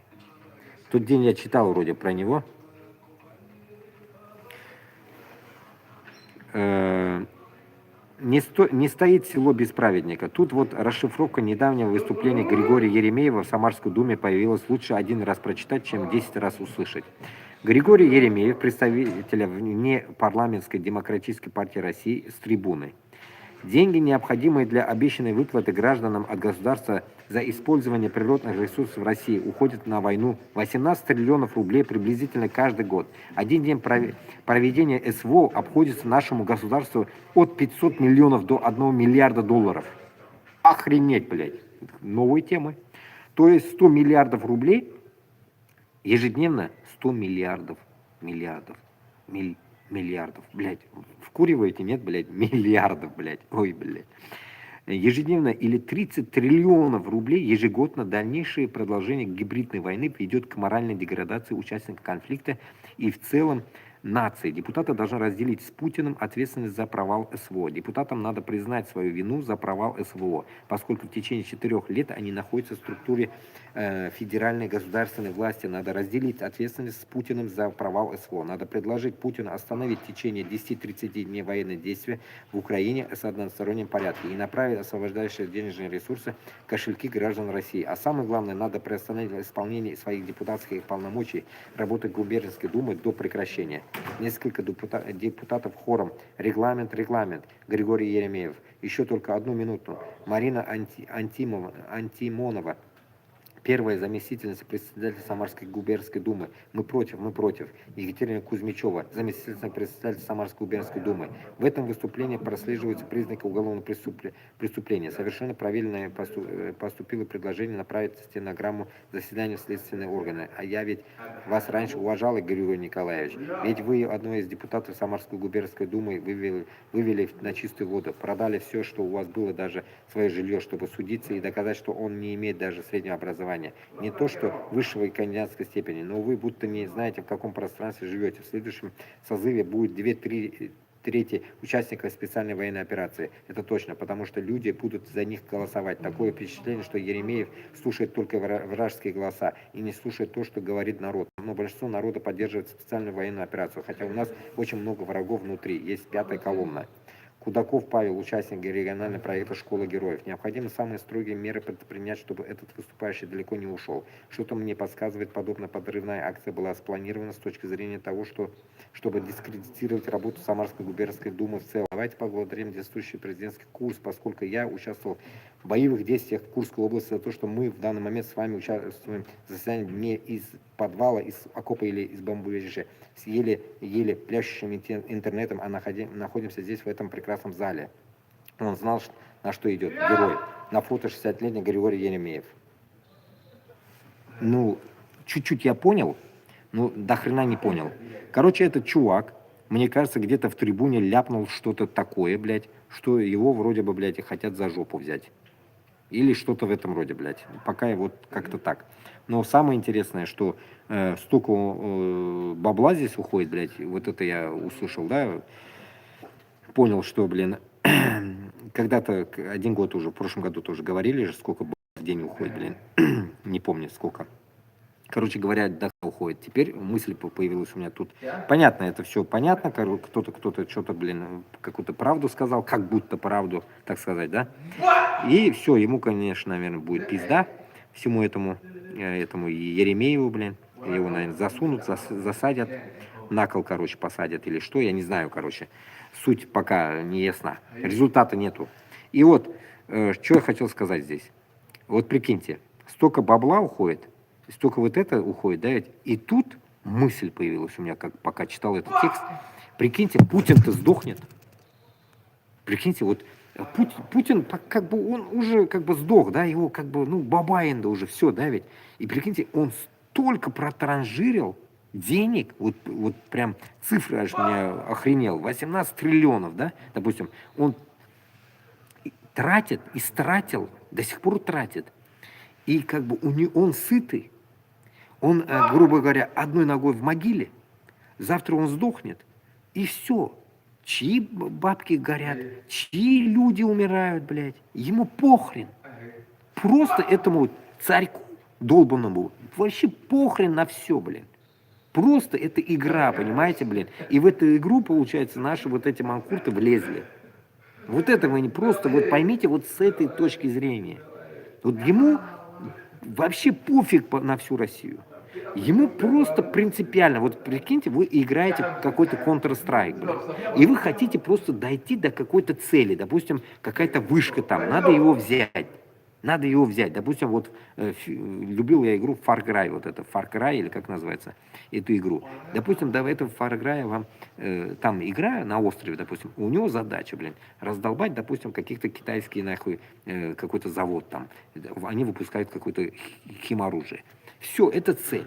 И у Путиносуса такая же цель. Он играет какой-то Counter-Strike, блин, играет, он тратит все, ну и похрен ему, это не волнует его, и получается, и пытается добиться этой цели. Добился, не добился, но деньги прогорели не с его кармана.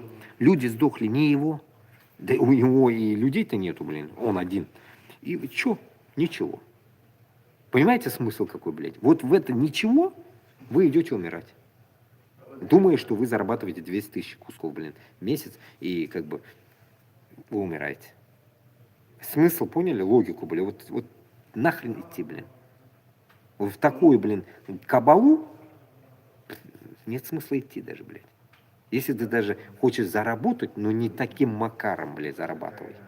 Иди, блядь, зарабатывай, я не знаю, подметай улицы, блядь, что-нибудь займись чем-нибудь, блядь. Ну вот так как-то, блядь. Но не на войне же, блядь. за какие-то амбиции долбоеба какого-то путинасоса, который просто хочет раздолбать какую-то страну. Потом перекочевать на другую страну, также вы будете идти. Ну, вот такая логика у меня появилась, блядь. Как бы смысл всего транжирства и денег и так далее только в этом. Только в этом. В тупизне вот этой, блядь.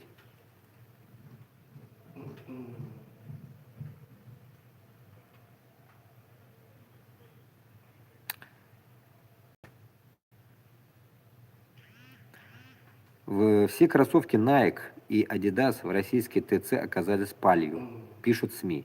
Эксперты провели около 1300 пар магазинов Москвы, Петербурга, Калининграда, Севастополя и Челябинска. Все оказались подделками. Чаще всего выявляли кривые швы, дешевые материалы, ошибки в маркировке и резкий химический запах. Ну все, блядь, Китай делает все всем, блядь. Или вообще там где-нибудь в Черкизоне в подвале делают, блядь. Это же нормально, блядь. Это нормально. Это нормально, блядь.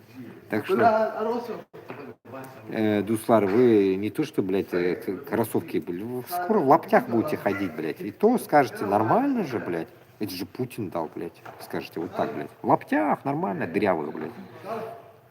Так, год единства народа в России, блядь. Ногинск для русских места не нашлось. Всеми силами втихивает фестиваль плова. В Ногинске какой-то фестиваль.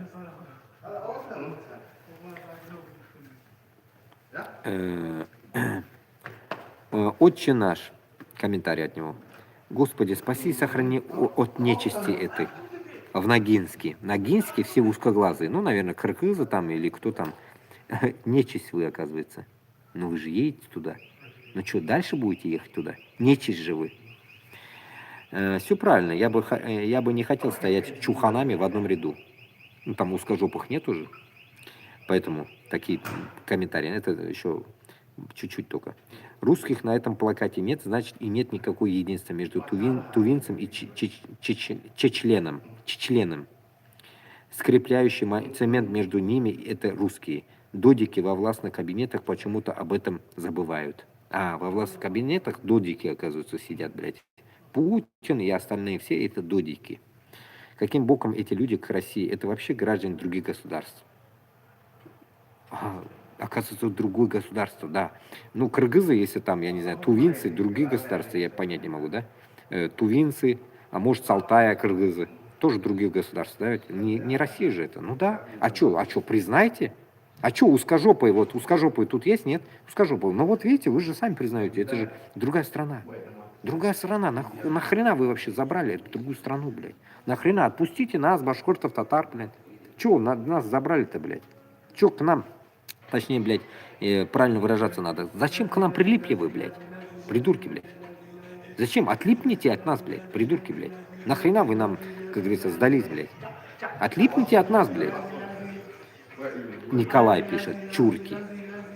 Ну да, а что, чурки, блядь, решили там собраться сами, блядь, плов сделать, блядь, русских не позвали. Ой-ой-ой-ой-ой, блядь. Изгадили всю страну этим сбродом. Русских нацистов взбесил плакат, на котором их нет. Имперские паблики и русские в комментариях глумятся над плакатом с изображением действительно дружных народов. Что удивительного, что русских там нет. На плакате не колонизация, а единство. Само собой. На плакате все наши, так сказать, узкоглазые. А, как говорится, если русские, как говорится, не вписываются, ну, значит, вы, не туда пришли. Не туда пришли вы. Ну, конечно, они тоже нашли, где собираться. В Ногинске, блядь. Ногинске собрались, блядь, здесь, блядь. Ну, по идее, Ногинск, блядь, это не Москва. Так что это тоже нормально. Ногинск, чтобы не перепутать, Ногинск вроде бы, блядь, сука, то ли внизу на Калужском, блядь, то ли, блядь, на Горьковском шоссе, блядь, вот не помню эти уже города, блядь, Ногинск. Вроде, блядь, на Калужке тоже, блядь, не спутать, блядь, Ногинск. Так, идем дальше. В данным Bloomberg правительство России ищет 1,2 триллиона рублей дополнительно дохода, чтобы сократить дефицит бюджета на фоне резкого падения нефтегазовых поступлений. Охуеть. Бюджет дырявый. А вам же Липсис говорил уже, все, вам писец придет. Вам все, уже кранты скоро придет.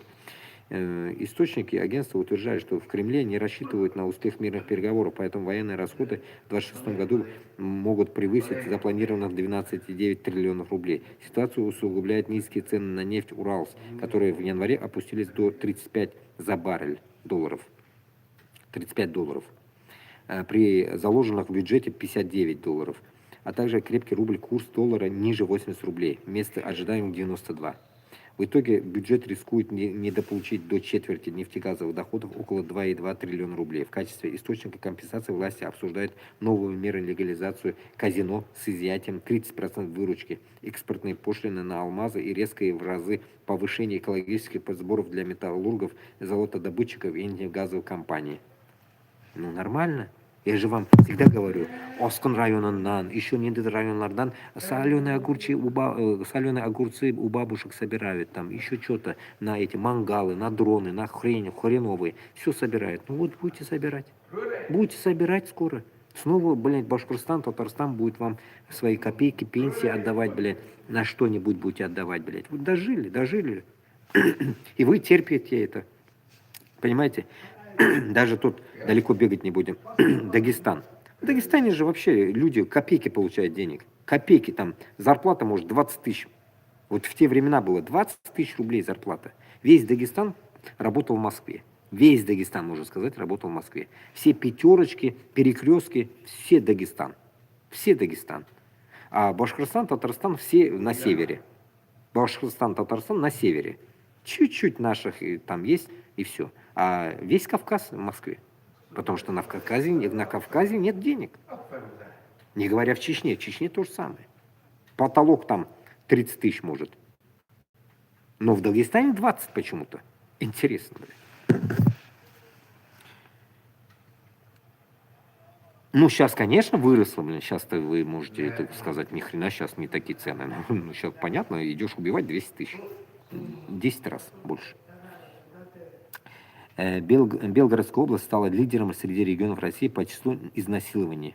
О, Эйнштейн, что ли, приехал сюда в 25 году.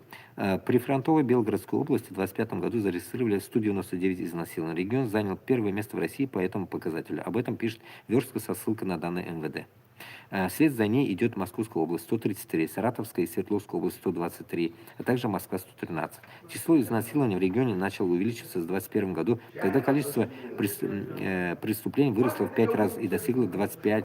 А в 2022 году МВД зафиксировало 49 случаев, в третьем 98, в следующий период показатель снизился до 65. В 2025 году вырос сразу в 3 раза.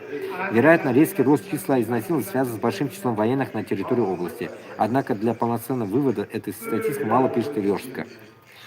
Вот и все, вот и думайте после этого. Откуда, блин, Белгородская область и изнасилование? В Белгородскую область или там куда они жили, Курскую область, заходили же украинцы, да ведь? И они же зашли и вышли. Кто там остался сейчас защищать, блядь?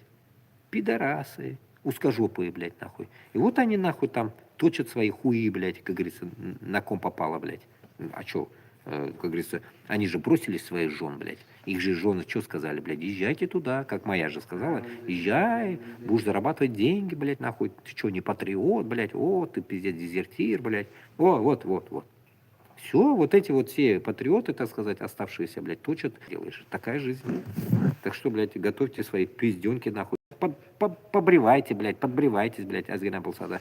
Матурап, берегізіңді, блядь, солдаттарға, нахуй. А то, блядь, выебут еще в жопу, так сказать. Идем дальше. В Красноярском крае школьница ножом ранила одноклассницу. Ну, заебись. Сегодня, кстати, вспомнил, блядь, в Татарстане что-то один долбоеб, блядь. Или... Башкортостане, ёпта. В Башкортостане сегодня, ёпта. Татарстан был недавно, теперь в Башкортостане, блядь.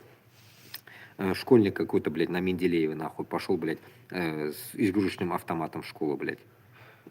Тоже пиздец, нахуй. Деградация полная, блядь, нахуй, да? Я херею, блядь, нахуй. Что происходит, блядь, с детьми, да, блядь?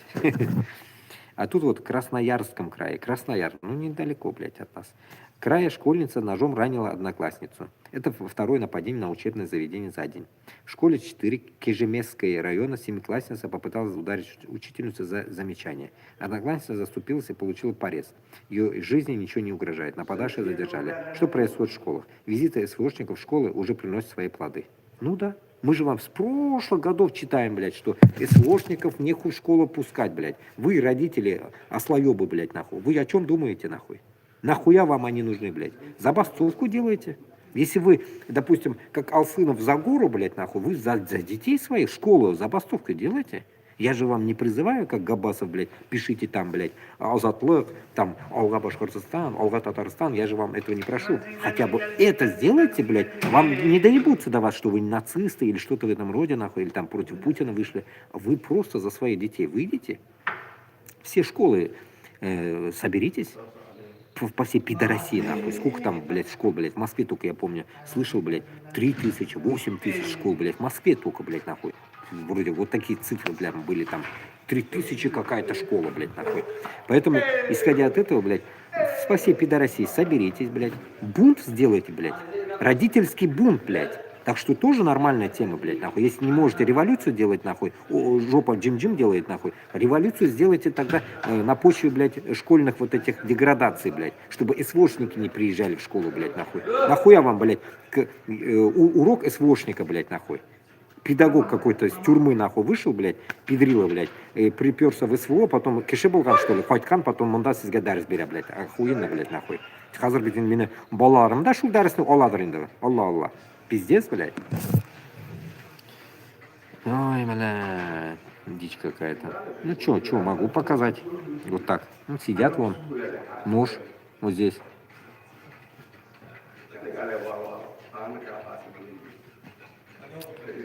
Российский дрон ударил рядом со служебным автобусом одного из предприятий в Павлоградском районе Днепропетровской области. По предварительной информации погибли 15 человек, еще 7 получили ранения. Да? Сегодня только в новостях говорил, блин. Бабахнули по своим. 12 человек умерли. Или, не знаю, Днепропетровск, где это, блин. Ну, короче говоря, бахнули. Свои вроде, это Россия, блин. Их все. На работу или с работы ехали эти, сука, работники, чпокнули, блядь. Хорошо живете. Так.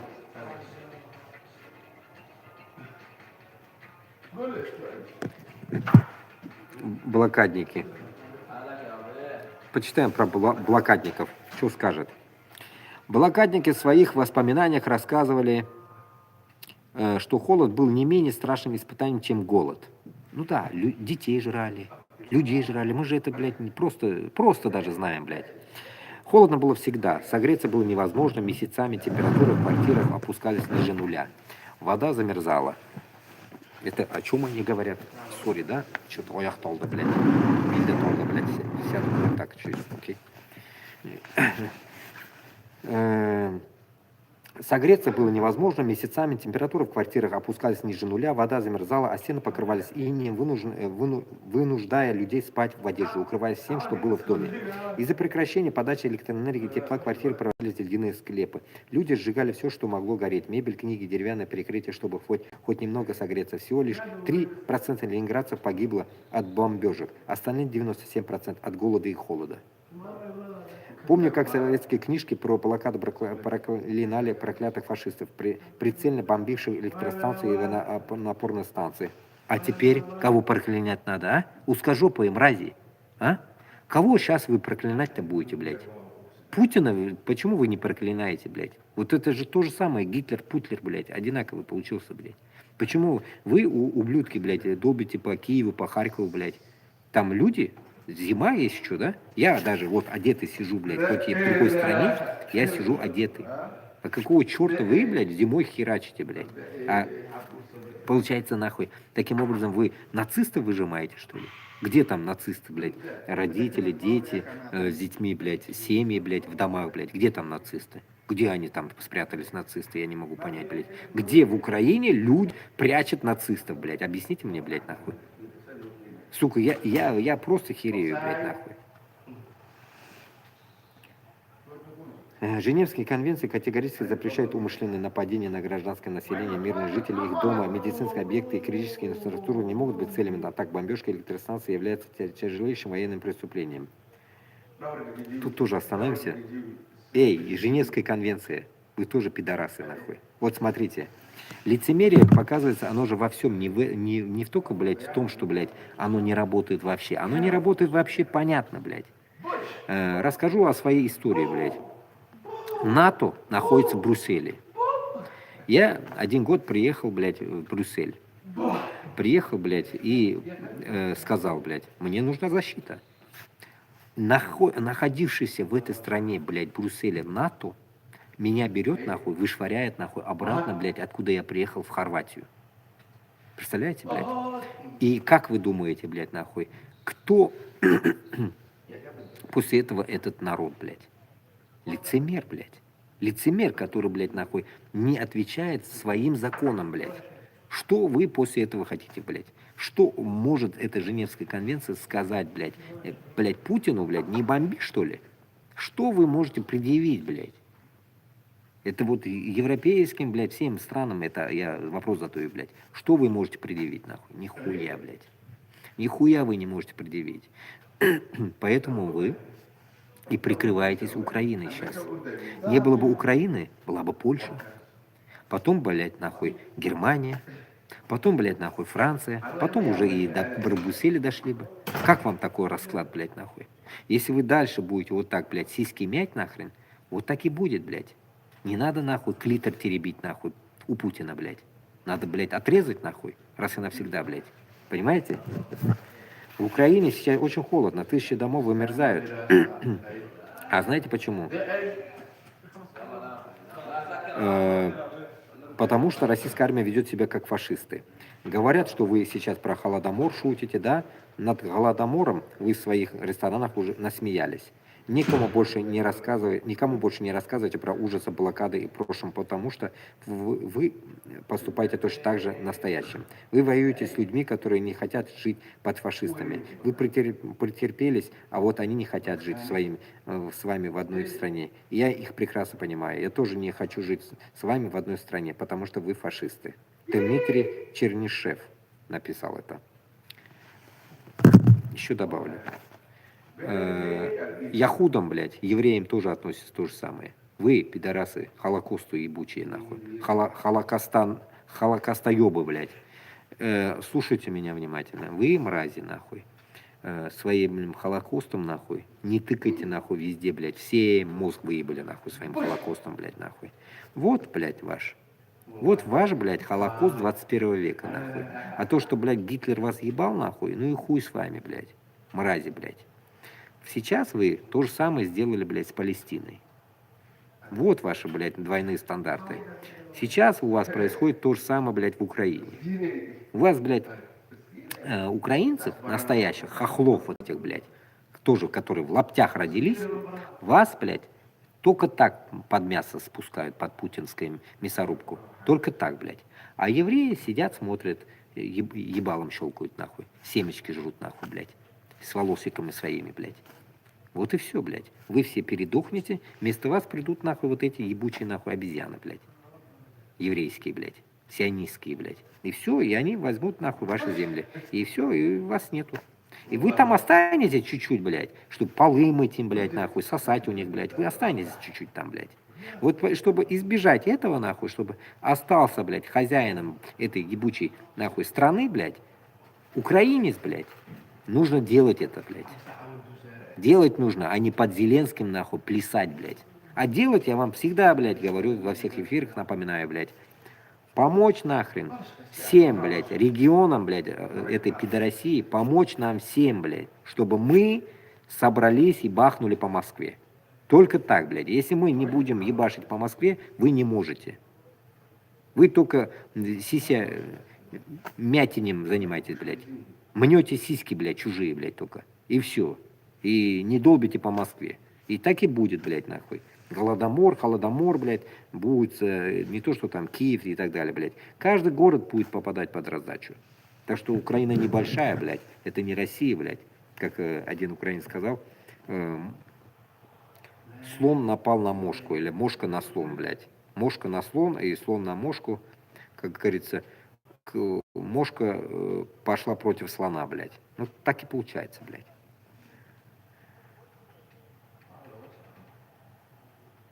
Так, ну что тут? Можем повторить. Повышение коммуналки и повторим.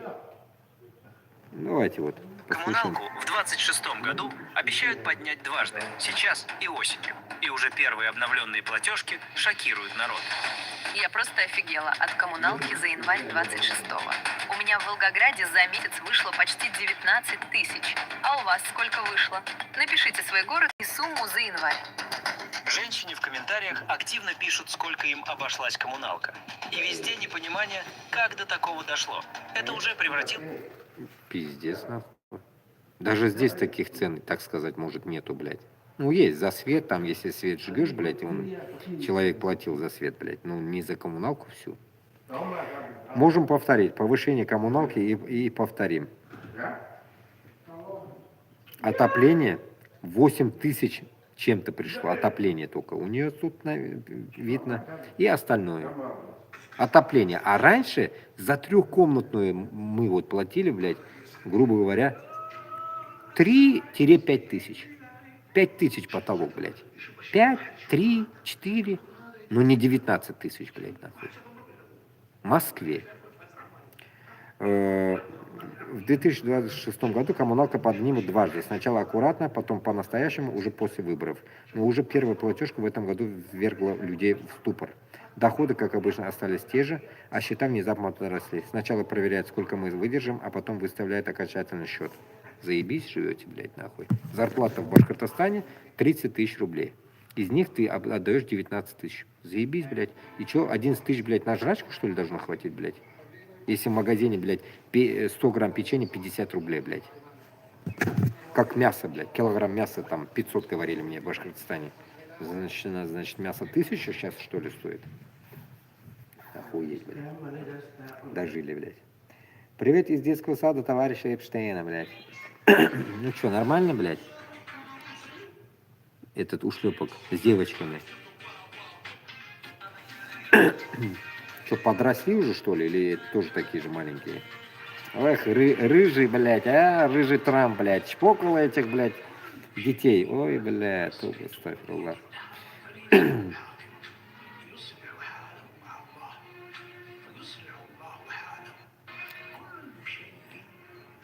ЕС ужесточает контроль. Азербайджан и Турция должны доказывать происхождение газа. Два этих, блядь, брата-акробата, блядь. Эрдоган, блядь, с этим, блядь. Азерботом, блядь, ебучим Ильхамом, блядь. Новый регламент ЕС, блядь, 26-го года обязывает Азербайджан и Турцию представлять доказательства нероссийского происхождения газа, поставляемого в Союз. Подтверждение необходимо получать до ввоза на границе, например, на компрессорной станции Странджа-1, Болгарии. Это сделано для полного исключения обхода эмбарго на российский газ. И как они будут доказывать его, блядь, нахуй? Перл, что ли, туда, блядь, по-турецки и по-азербайджански? Пердеть будут? Как они будут доказывать, я не могу понять, блядь, нахуй. Запах другой будет или что, блядь, я не могу понять. Как можно газ, блядь, доказать, блядь, что он не российский, блядь, нахуй? Или там очистить от пердежа Путина, что ли? Дряхлого, блядь. Я вот это не могу понять. Логика, блядь. Мимбитай там, блядь. Одни, блядь, хуйней маются. Людей надо спасать, умирают, блядь. А эти, блядь, европейцы вообще хуйней маются. Газ нужно доказывать, блядь. Еще что им доказать надо, блядь? Охуею, блядь, нахуй.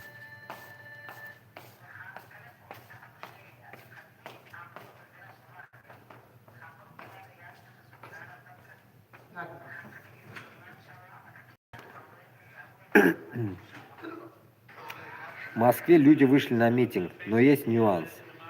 Они вышли вступиться за сидящего в тюрьме Николаса Мадуро и его жену. И почему-то вышли к посольству Венесуэлы. Российские политзаключенные, как видно, могут и подождать, а чужой диктатор вряд ли. Блять, прикиньте. Всех стран Латинской Америки, которые выбрали курс на самостоятельность, товарищи, выскажутся. И сейчас я буду передавать слово дальше.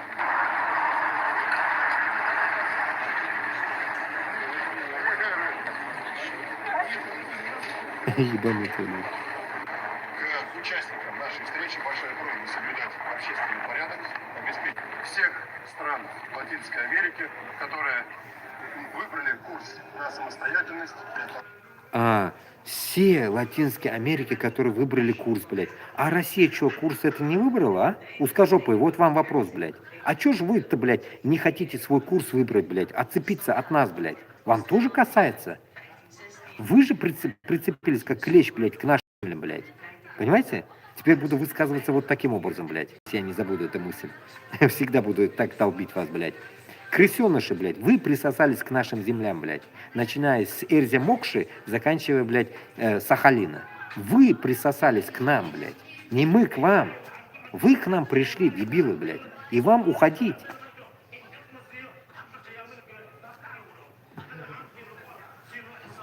Смех, блядь, нахуй. Сами в дерьме за Мадуро вышли, блядь. Ну это же будет, это же пиздец ебанизм. Это же полный пиздец, блядь, нахуй. Ну это явно же засланные казачки, блядь. От Путина это работает, люди, блядь. Это же не просто люди собрались. Как можно в такой ебучей стране и выйти таким девизом, блядь? Это же явно точно, блядь. Они бы еще вот так вышли бы, блядь. Долой, блядь, нахуй, еще кого-нибудь, какого-то другого. Только пусть будет Трамп президент. И мы выбираем Трампа, блядь, и на следующий год, блядь. Ну, скоро увидите, и такой выйдет, наверное, блядь, эпизод, блядь, этих долбоебов. Трамп, самый хороший президент, блядь, нахуй. Вот как-то вот так, блядь, они будут вылазить, нахуй. Как обычно, блядь, красножопые, нахуй, с этим меч и молот, блядь. Пиздец, блядь.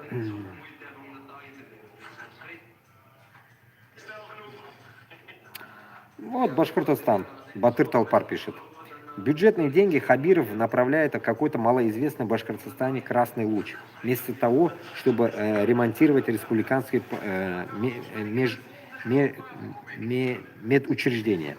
Пропаганда плачется о том, что Украина не финансировала донбассянскую социалку, поэтому отделяться можно. Значит, и Башкортостану можно отделяться от РФИ.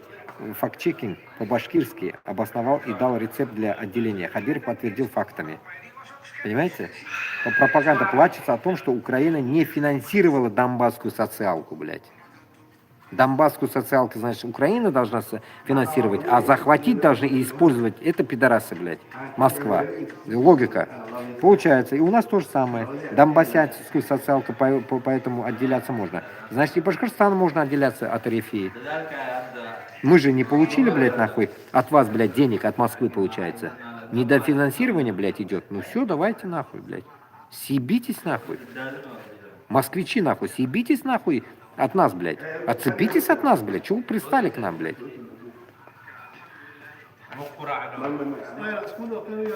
Ну, почитаем. Ради Хабиров. В Уфе сегодня посмотрел, как преобразилось отделение поликлиник клинической больницы скорой медицинской помощи на улице Губайдуллина. Ой, блядь, я как раз Губайдуллина, чмошное, блядь, место. Я жил в общаге, блядь, в Губайдуллино как раз, блядь. Это ебануться, нахуй. И что там, медицинские клиников открыли, блядь? Фу, блядь. Там, блядь, чмошные общаги были, блядь, нахуй. Пиздец. Еще могу рассказать такой прикол. Внизу, блядь, я с этажа, когда смотрел один раз, блядь, с этой общаги, блядь, это 2000 какие-то года, блядь. 2000 год, там, 2001, что ли. Там внизу, блядь, нахуй, мы нашли, блядь, скелет, блядь. Вниз мы посмотрели с кухни, блядь. Там общая кухня и общага, комната, да, ведь? Наполовину мальчики, наполовину девочки, короче. Мы, вообще. И там внизу, блядь, было, блядь, скелет человека, блядь. Откуда-то, блядь, с какой-то кладбища притащили собаки, блядь. Мы охуели, блядь, нахуй, блядь. Голова там лежала, блядь. Человеческая голова лежала, блядь, там. Как бы, ну, так сказать, не до такой степени вроде скелет он был, блядь, еще. Прикиньте, блядь, охуеть, блядь. И это там, блядь, он что-то сделал на Губайдуллина, блядь, охуеть. Ремонта в здании не было более 30 лет. Вот я вам говорю, блядь, это же там чмошный район, это улица. От Менделеева вниз идет, блядь, Губайдуллина, блядь. Это, твою мать, это пиздец. Конди, остановка Конди, блядь, я же помню эти места, блядь. Трамвай, Конди, блядь. Износ был огромный, превращал 3/4. Превышал 3/4. Увы, для уфимской поликлиники эта картина скорее привычная. Если в селах если в селах. Факт чечен по-башкирски. Помощь Башкирстану направлена на восстановление объектов, которые с момента распада СССР ни разу капитально не ремонтировались и не получали бюджетного финансирования со стороны Украины. Со стороны Украины школы, больницы, дороги, системы снабжения, канализации и другой инфраструктуры десятилетиями киевская власть игнорировала эти территории, не выделяя необходимые средства и допуская их постепенное разрушение из-за коррупции и безразличия. Поэтому неудивительно отношение людей из ЛНР и ДНР, которые не согласились с государственным переворотом в Киеве и выступили за отделение из состава Украины и присоединение к России. Ой, ебанутые, сука, блядь. Дичь какая-то нахуй. Помощь Башкортостана направлена на восстановление объектов, блядь. Понимаете, куда помощь Башкортостана уходит, блядь, нахуй? Заебись, блядь. Бабки.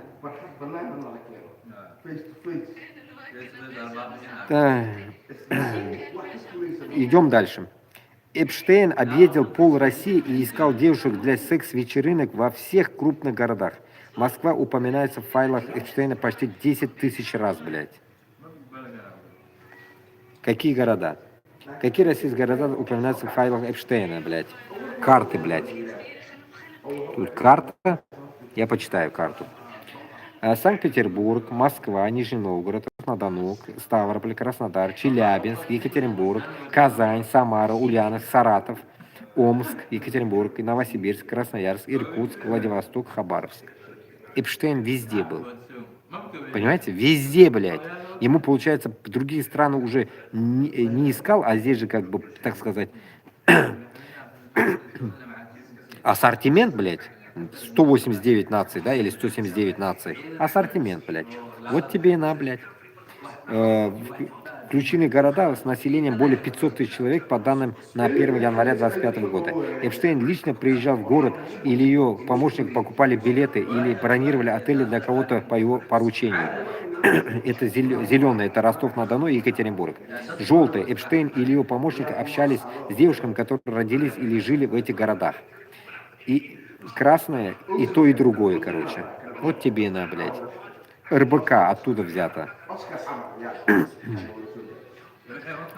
Как часто российские города упоминались в файлах Эпштейна? Москва 9486, Санкт-Петербург 1517, Новосибирск 314, Сочи 226, Казань 224, Калининград 113, Ростов 102, Владивосток 80, Улан-Удэ 78, ой, бля, Новгород 60, Самара 40, Екатеринбург 30, Иркутск 29, Тула 20, Красноярск 15, Саратов 14, Краснодар 10, Челябинск 9, Якутск 8, Ставрополь 6, Мурманск 6, Омск 5, Томск 5, Хабаровск 4, Волгоград 3, Ульяновск 1. Вот тебе на 15 040 раз упоминалось, блядь. Москва самая большая и Ульяновск самый один. Вот и думайте после этого, откуда уходили эти дети, даже, может, они были детдомовскими. Детдомовских просто выкупали, блядь, нахуй. И все, до свидос, блядь. Живые они оставались там или не живые, неизвестно. Вот самое интересное, когда мы увидим, блядь, людей, которые уже подросли, если они остались живыми там, блядь. Вот из этих фотографий, которые бегают, полуголые, блядь, маленькие дети, блядь. Остались ли они в живых и повзрослели ли, и где они, и почему они молчат? Когда-нибудь, может, увидим. Идем дальше. وحمل عادل وحسب ضربان دورتك سجاري هاي دورتو الجروع هاي ود بني معك او 34 секунды. Что обстановка в стране такая, мы, конечно, совсем согласны. Все, конечно, надо отстаивать нашу Россию. И Россия вперед, конечно, мы совсем согласны, поэтому терпим и потерпим. Не такие времена были, а сейчас мы... Это все, конечно, спасибо, Владимир Владимирович, это все, конечно. Тошнилово. Согласен совсем, поэтому поддерживаю. Поддерживаю. Война вся моя. Так что, девушка, вы прожили такую жизнь, а особенно в СССР. Дай Бог, чтобы у вас это все было. И сам себе подготовить красивую жизнь. Красивую жизнь подготовили, блядь, они, блядь. Убивая украинцев, блядь. Красивая прям жизнь, пиздец. Хорошие, добрые советские бабушки и самым лучшим в мире советским образованием. И если убрать словесную шелуху, то в сухом остатке получим следующую мысль. Сами нормально не жили и внукам своих нормально жить не дадим.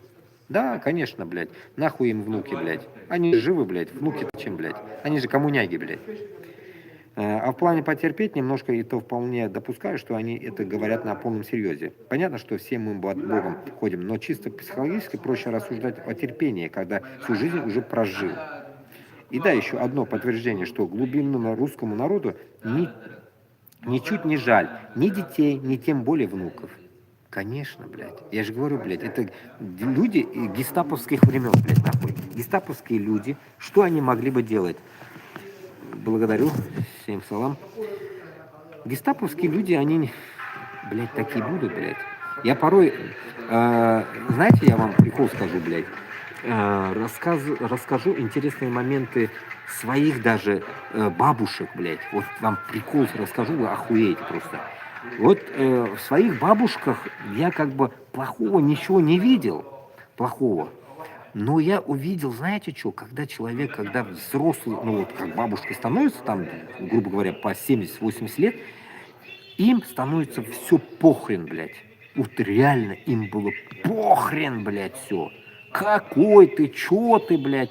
Да, базара нет, они тебя любят, базара нет, но что с тобой, как, чё, им похуй.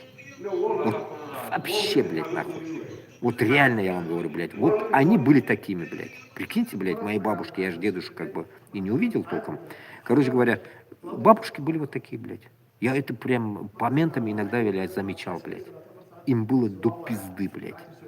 Как бы это их жизнь и твоя жизнь, блядь. Понимаете, вот такие моменты я тоже вспоминаю порой. Вот после этих слов прям вспоминаю. Есть такое. Поэтому это, как бы, знаете, психология того, я думаю, не именно, блядь, коммунистического строя, блядь, а психология, блядь, именно, блядь, старого, блядь, нахуй, уже маразма, блядь. Когда человеку уже, он старый, ему до тебя уже до пизды становится. Вот оно так. Оно, блядь, я думаю, не зависит от кого-то там, блядь. Путин он, не Путин, блядь, нахуй. Причем тут, блядь, это? А именно вот то, что ему, и, точнее, им, блядь, как, грубо говоря, блядь, старым, вообще до лампочки. Просто до лампочки, вот и все.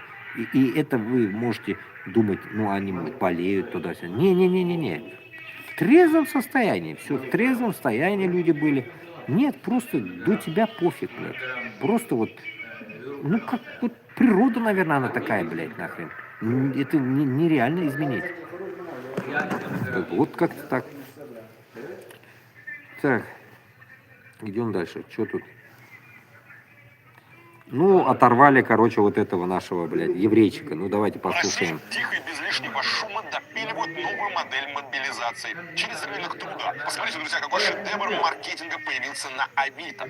Набор охранников на Луганскую АЭС. Обещают миллионные подъемные, зарплату от 270 тысяч и спокойную работу в тылу. Работа, мол, подходит для студентов, пенсионеров и людей с проблемами со здоровьем. Проблема в том, что такой станции в природе просто не существует. Нет в Луганске никакой атомной электростанции. Ну, кого это волнует, когда нужно срочно затыкать дыры в обороне. Диалог с вербовщиками выглядит как концентрат цинизма. Журналист Верский позвонил и спросил, мол, а почему я не могу найти информацию об объекте Луганская АЭС?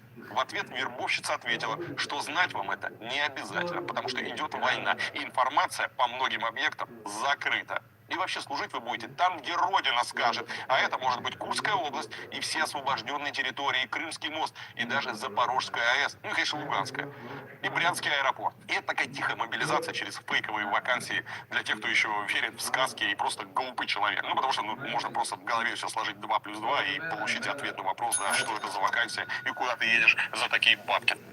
Вот и все. Еврей даже это вам говорит, блядь, что вы долбоёбы, блядь, которые идете просто, блядь, нахуй за 200 тысяч рублей, блядь, или там идете в охранники, блядь, куда-то. Ну, это уж он сенсацию не открыл, но если вы, конечно, сенсация здесь то, что в Авито такого выкладывает, а до этого было уже, блядь, помните, блядь, ловили какого-то башкирта, или еще кого-то из Башкортостана, и вот это подводили, и его допрашивали. И Габасов вроде приезжал тоже, помните? И все, кто они, что они говорили, блин? До этого сколько пацанов, мужиков было. Говорили, я, говорит, на стройку приехал из Учаленского района, вот точно помню, Сучалов он был. Сучалов и без ног или без рук остался. Вроде бы мужик работал евроремонтчиком в Учалах, и ему сказали, что приедешь там, ремонтом будешь заниматься, там, ремонт будешь делать что-то там, блядь, на Донбассе или где там, я не знаю, блядь, где-то там, блядь, Луганске или Донбассе, какие земли российские. И он туда приехал, а ему вручили автомат в руки. Понимаете, автомат вместо, блядь, шпателя, охуеть, блядь. Вот то же самое он и сказал, блядь, понимаете? Одно и то же, блядь. Просто, блядь, там его набрали, блядь, каким-то образом обманули, а здесь, получается, уже через Авито, блядь. Ну, классно же, блядь, нахуй. Ну, Авито, если кто не в курсе, блядь, это как eBay, короче, я не знаю, блядь, в других странах Авито как называется, ну, вот как eBay, короче, в Германии. Ну, и везде eBay есть же вот такой. Интернет-площадка для работы, для барахла, для снятия жилья и так далее. Такая херня. Авито, короче. Любишь кататься, люби переписочки показывать. Вот, до этого вам тоже говорил. Москвичи лишают конституционного права на тайну переписки. Теперь по первому же требованию сотрудников московского метро пассажир должен показать свой телефон, ноутбук или любой другой гаджет. Штрафовать пока что чего никого не будет, но тех, кто не покажет свои переписки, не пустят в подземку. Ну все. Написал, допустим, вечером или там утром, блядь, своей жене, блядь. И она тебе отправила какие-то свои голые фотки, блядь. Хуяк, они заходят и видят. Охуенно, да, блядь? Бывает же такое, блядь, у людей, блядь? Ну, бывает же такое, наверное, блядь. Понимаете, блядь? Так что, блядь, нахуй. Друг, блядь, Эйнштейн, блядь, отправил, блядь, голых детей, блядь, нахуй. Хуяк у тебя, нахуй, блядь. Ты его не удалил, блядь. И пиздец, блядь. И тебе шмонает утром, блядь, какой-то мент, блядь, нахуй, поганый. Блядь, в метро, блядь, в Москве. Опа! Все, на 10 лет, блядь, ушел нахуй, блядь. Пиздец, да? Так что не держите теперь, вообще не носите телефон теперь, блядь. Все, берите в руки книги Пушкина, блядь, нахуй, читайте книги, займитесь делом. Вот, в Уфе, оказывается, это нападение на школу в Уфе, новые детали. Девятиклассник использовал страйкбольный автомат. Он выстрелил в несколько учеников и учителя, однако никто не получил серьезных травм. По данным СМИ, нападавший школьник по имени Вадим вел телеграм-канал, где подробно писал о своей жизни. Он жаловался на давление со стороны учителей, непонимание одноклассника и прямо признавал, что, по его словам, ему не остается ничего, кроме как сделать что-то плохое. Целью атаки был учитель истории Тимур С., которому девятиклассник испытывал личную неприязнь. Во время нападения Вадим успел выстрелить в сторону учителя и 3 учеников, но попал лишь одной пулей рикошетом в преподавателя. После этого он взорвал петарду. А я вам рассказываю же вам, блядь. А меня как они херачили. Ну вот этот видосик. Он как заходит, что-то творит там в школе, стреляет, блядь. Одна девочка там бежит потом. Такая дичь, короче. Ну-ка, что он говорит?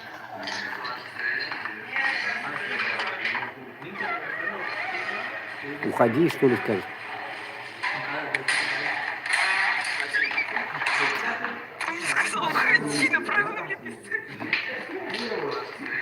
Она правильно меня пистолет говорит. Ну да, там толком и видео нету. Вот и думайте, блядь, только что в Казани было, теперь этот уебок проснулся в Уфе, блядь. Завтра где будет? В Челябинске, там дальше по цепочке пойдет. Везде, блядь. Везде будет идти этот дичь, короче. Будет происходить. Ну нормально? Нормально? Ну, воспитывайте своих детей вот в таком контексте, блядь, нахуй. Они в метро проверять телефон надо, а дома надо проверять своих детей, блядь, и пизды давать, если что, блядь. Нормальные, нахуй, времена в прошлом, блядь, нам пиздюлей давали, если что, да? Если ты там херней маешься, блядь, а вы дома распустили своих детей, блядь, и вот тебе, получай, блядь, нахуй. девятиклассник использует стройбайка. А чё меня, когда, блядь, там Казбеком называли в Башкортостане, а чё тогда надо было мне тоже идти тогда с рогаткой хуярить по всем, блядь, а?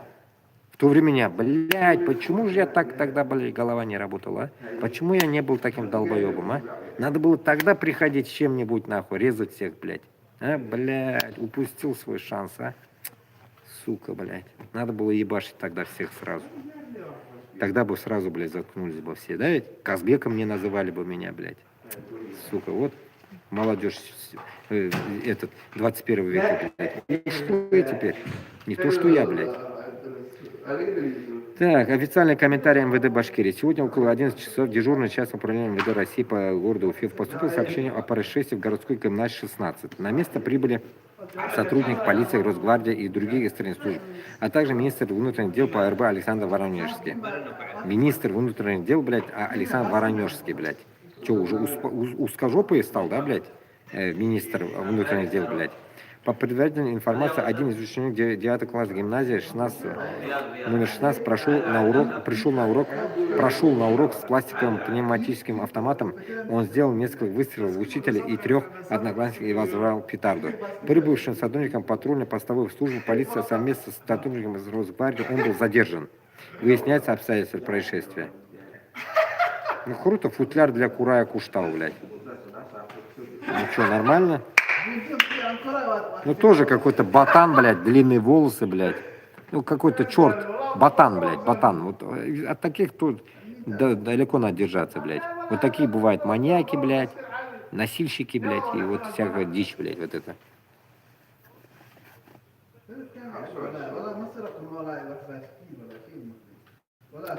Если бы мне дали выбор между уничтожением тиранов или уничтожением рабов, я без колебаний отдал бы предпочтение уничтожения рабов, ибо рабы создают тиранов. Ибн Халдун какой-то. Ибн Халдун, блядь. Может, Ибн Колдун, блядь? Хуй какой-то, блядь. Получается, рабов надо уничтожать. Так что держитесь, нахуй, курты, блядь. Мы зайдем, значит, не за Путиным, а за вами мы придем, нахуй. Так что очки, нахуй, свои, блядь, нахуй, укрепляйте, блядь. Россиянам прогресс не нужен, блядь. Что тут без комментариев, блядь.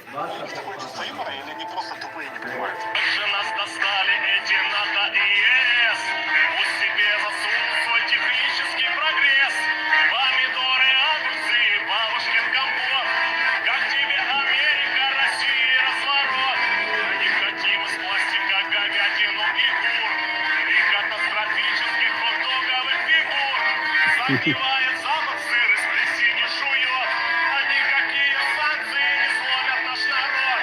Скажем дружно, ничего от вас не нужно, не для русских, Макдональдс и еда. А вы нам санкции придумали так дружно, мы бали наложили вас.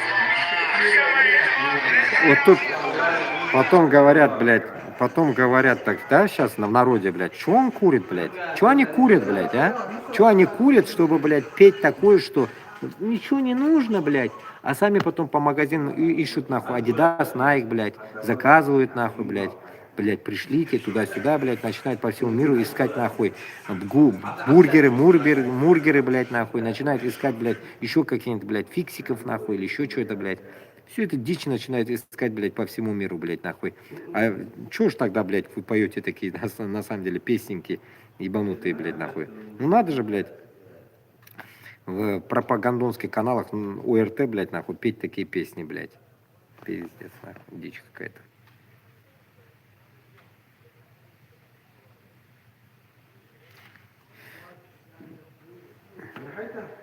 Наши передовицы меча и орала, блядь. Как следует из новых файлов Эйнштейна, девушка для вечеринок Эйнштейна поставляла модельное агентство «Шторм» из Краснодара.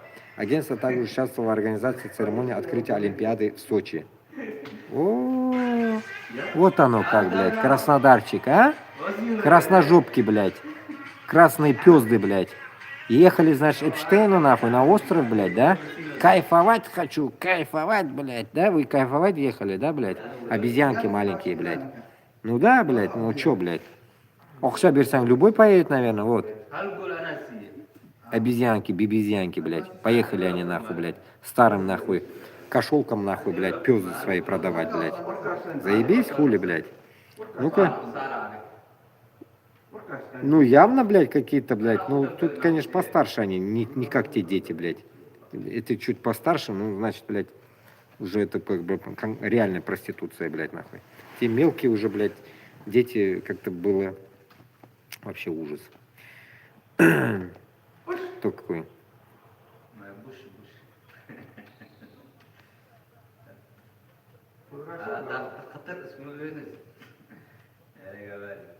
Хуй знает, кто такой. Так, идем дальше.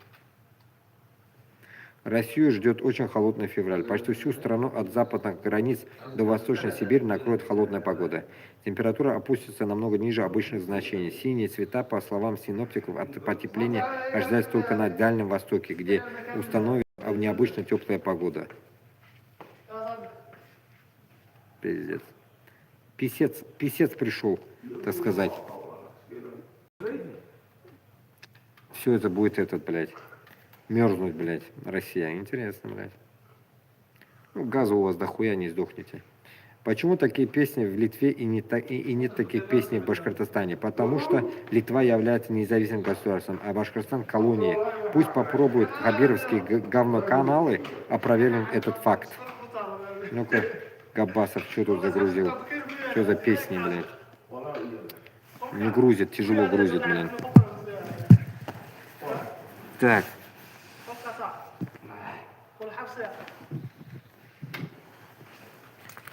Батарейка у меня садится. Так. Время час у меня, блин. 3 человека на эфире в Ютубе и 8 в ТикТоке. Так, сейчас я зарядник воткну-ка. Так. Хуй это, блядь. Трахана, блядь. Так, знаете как? Сейчас я перезагрузку сделаю, блин. Хватит. Сейчас я зайду.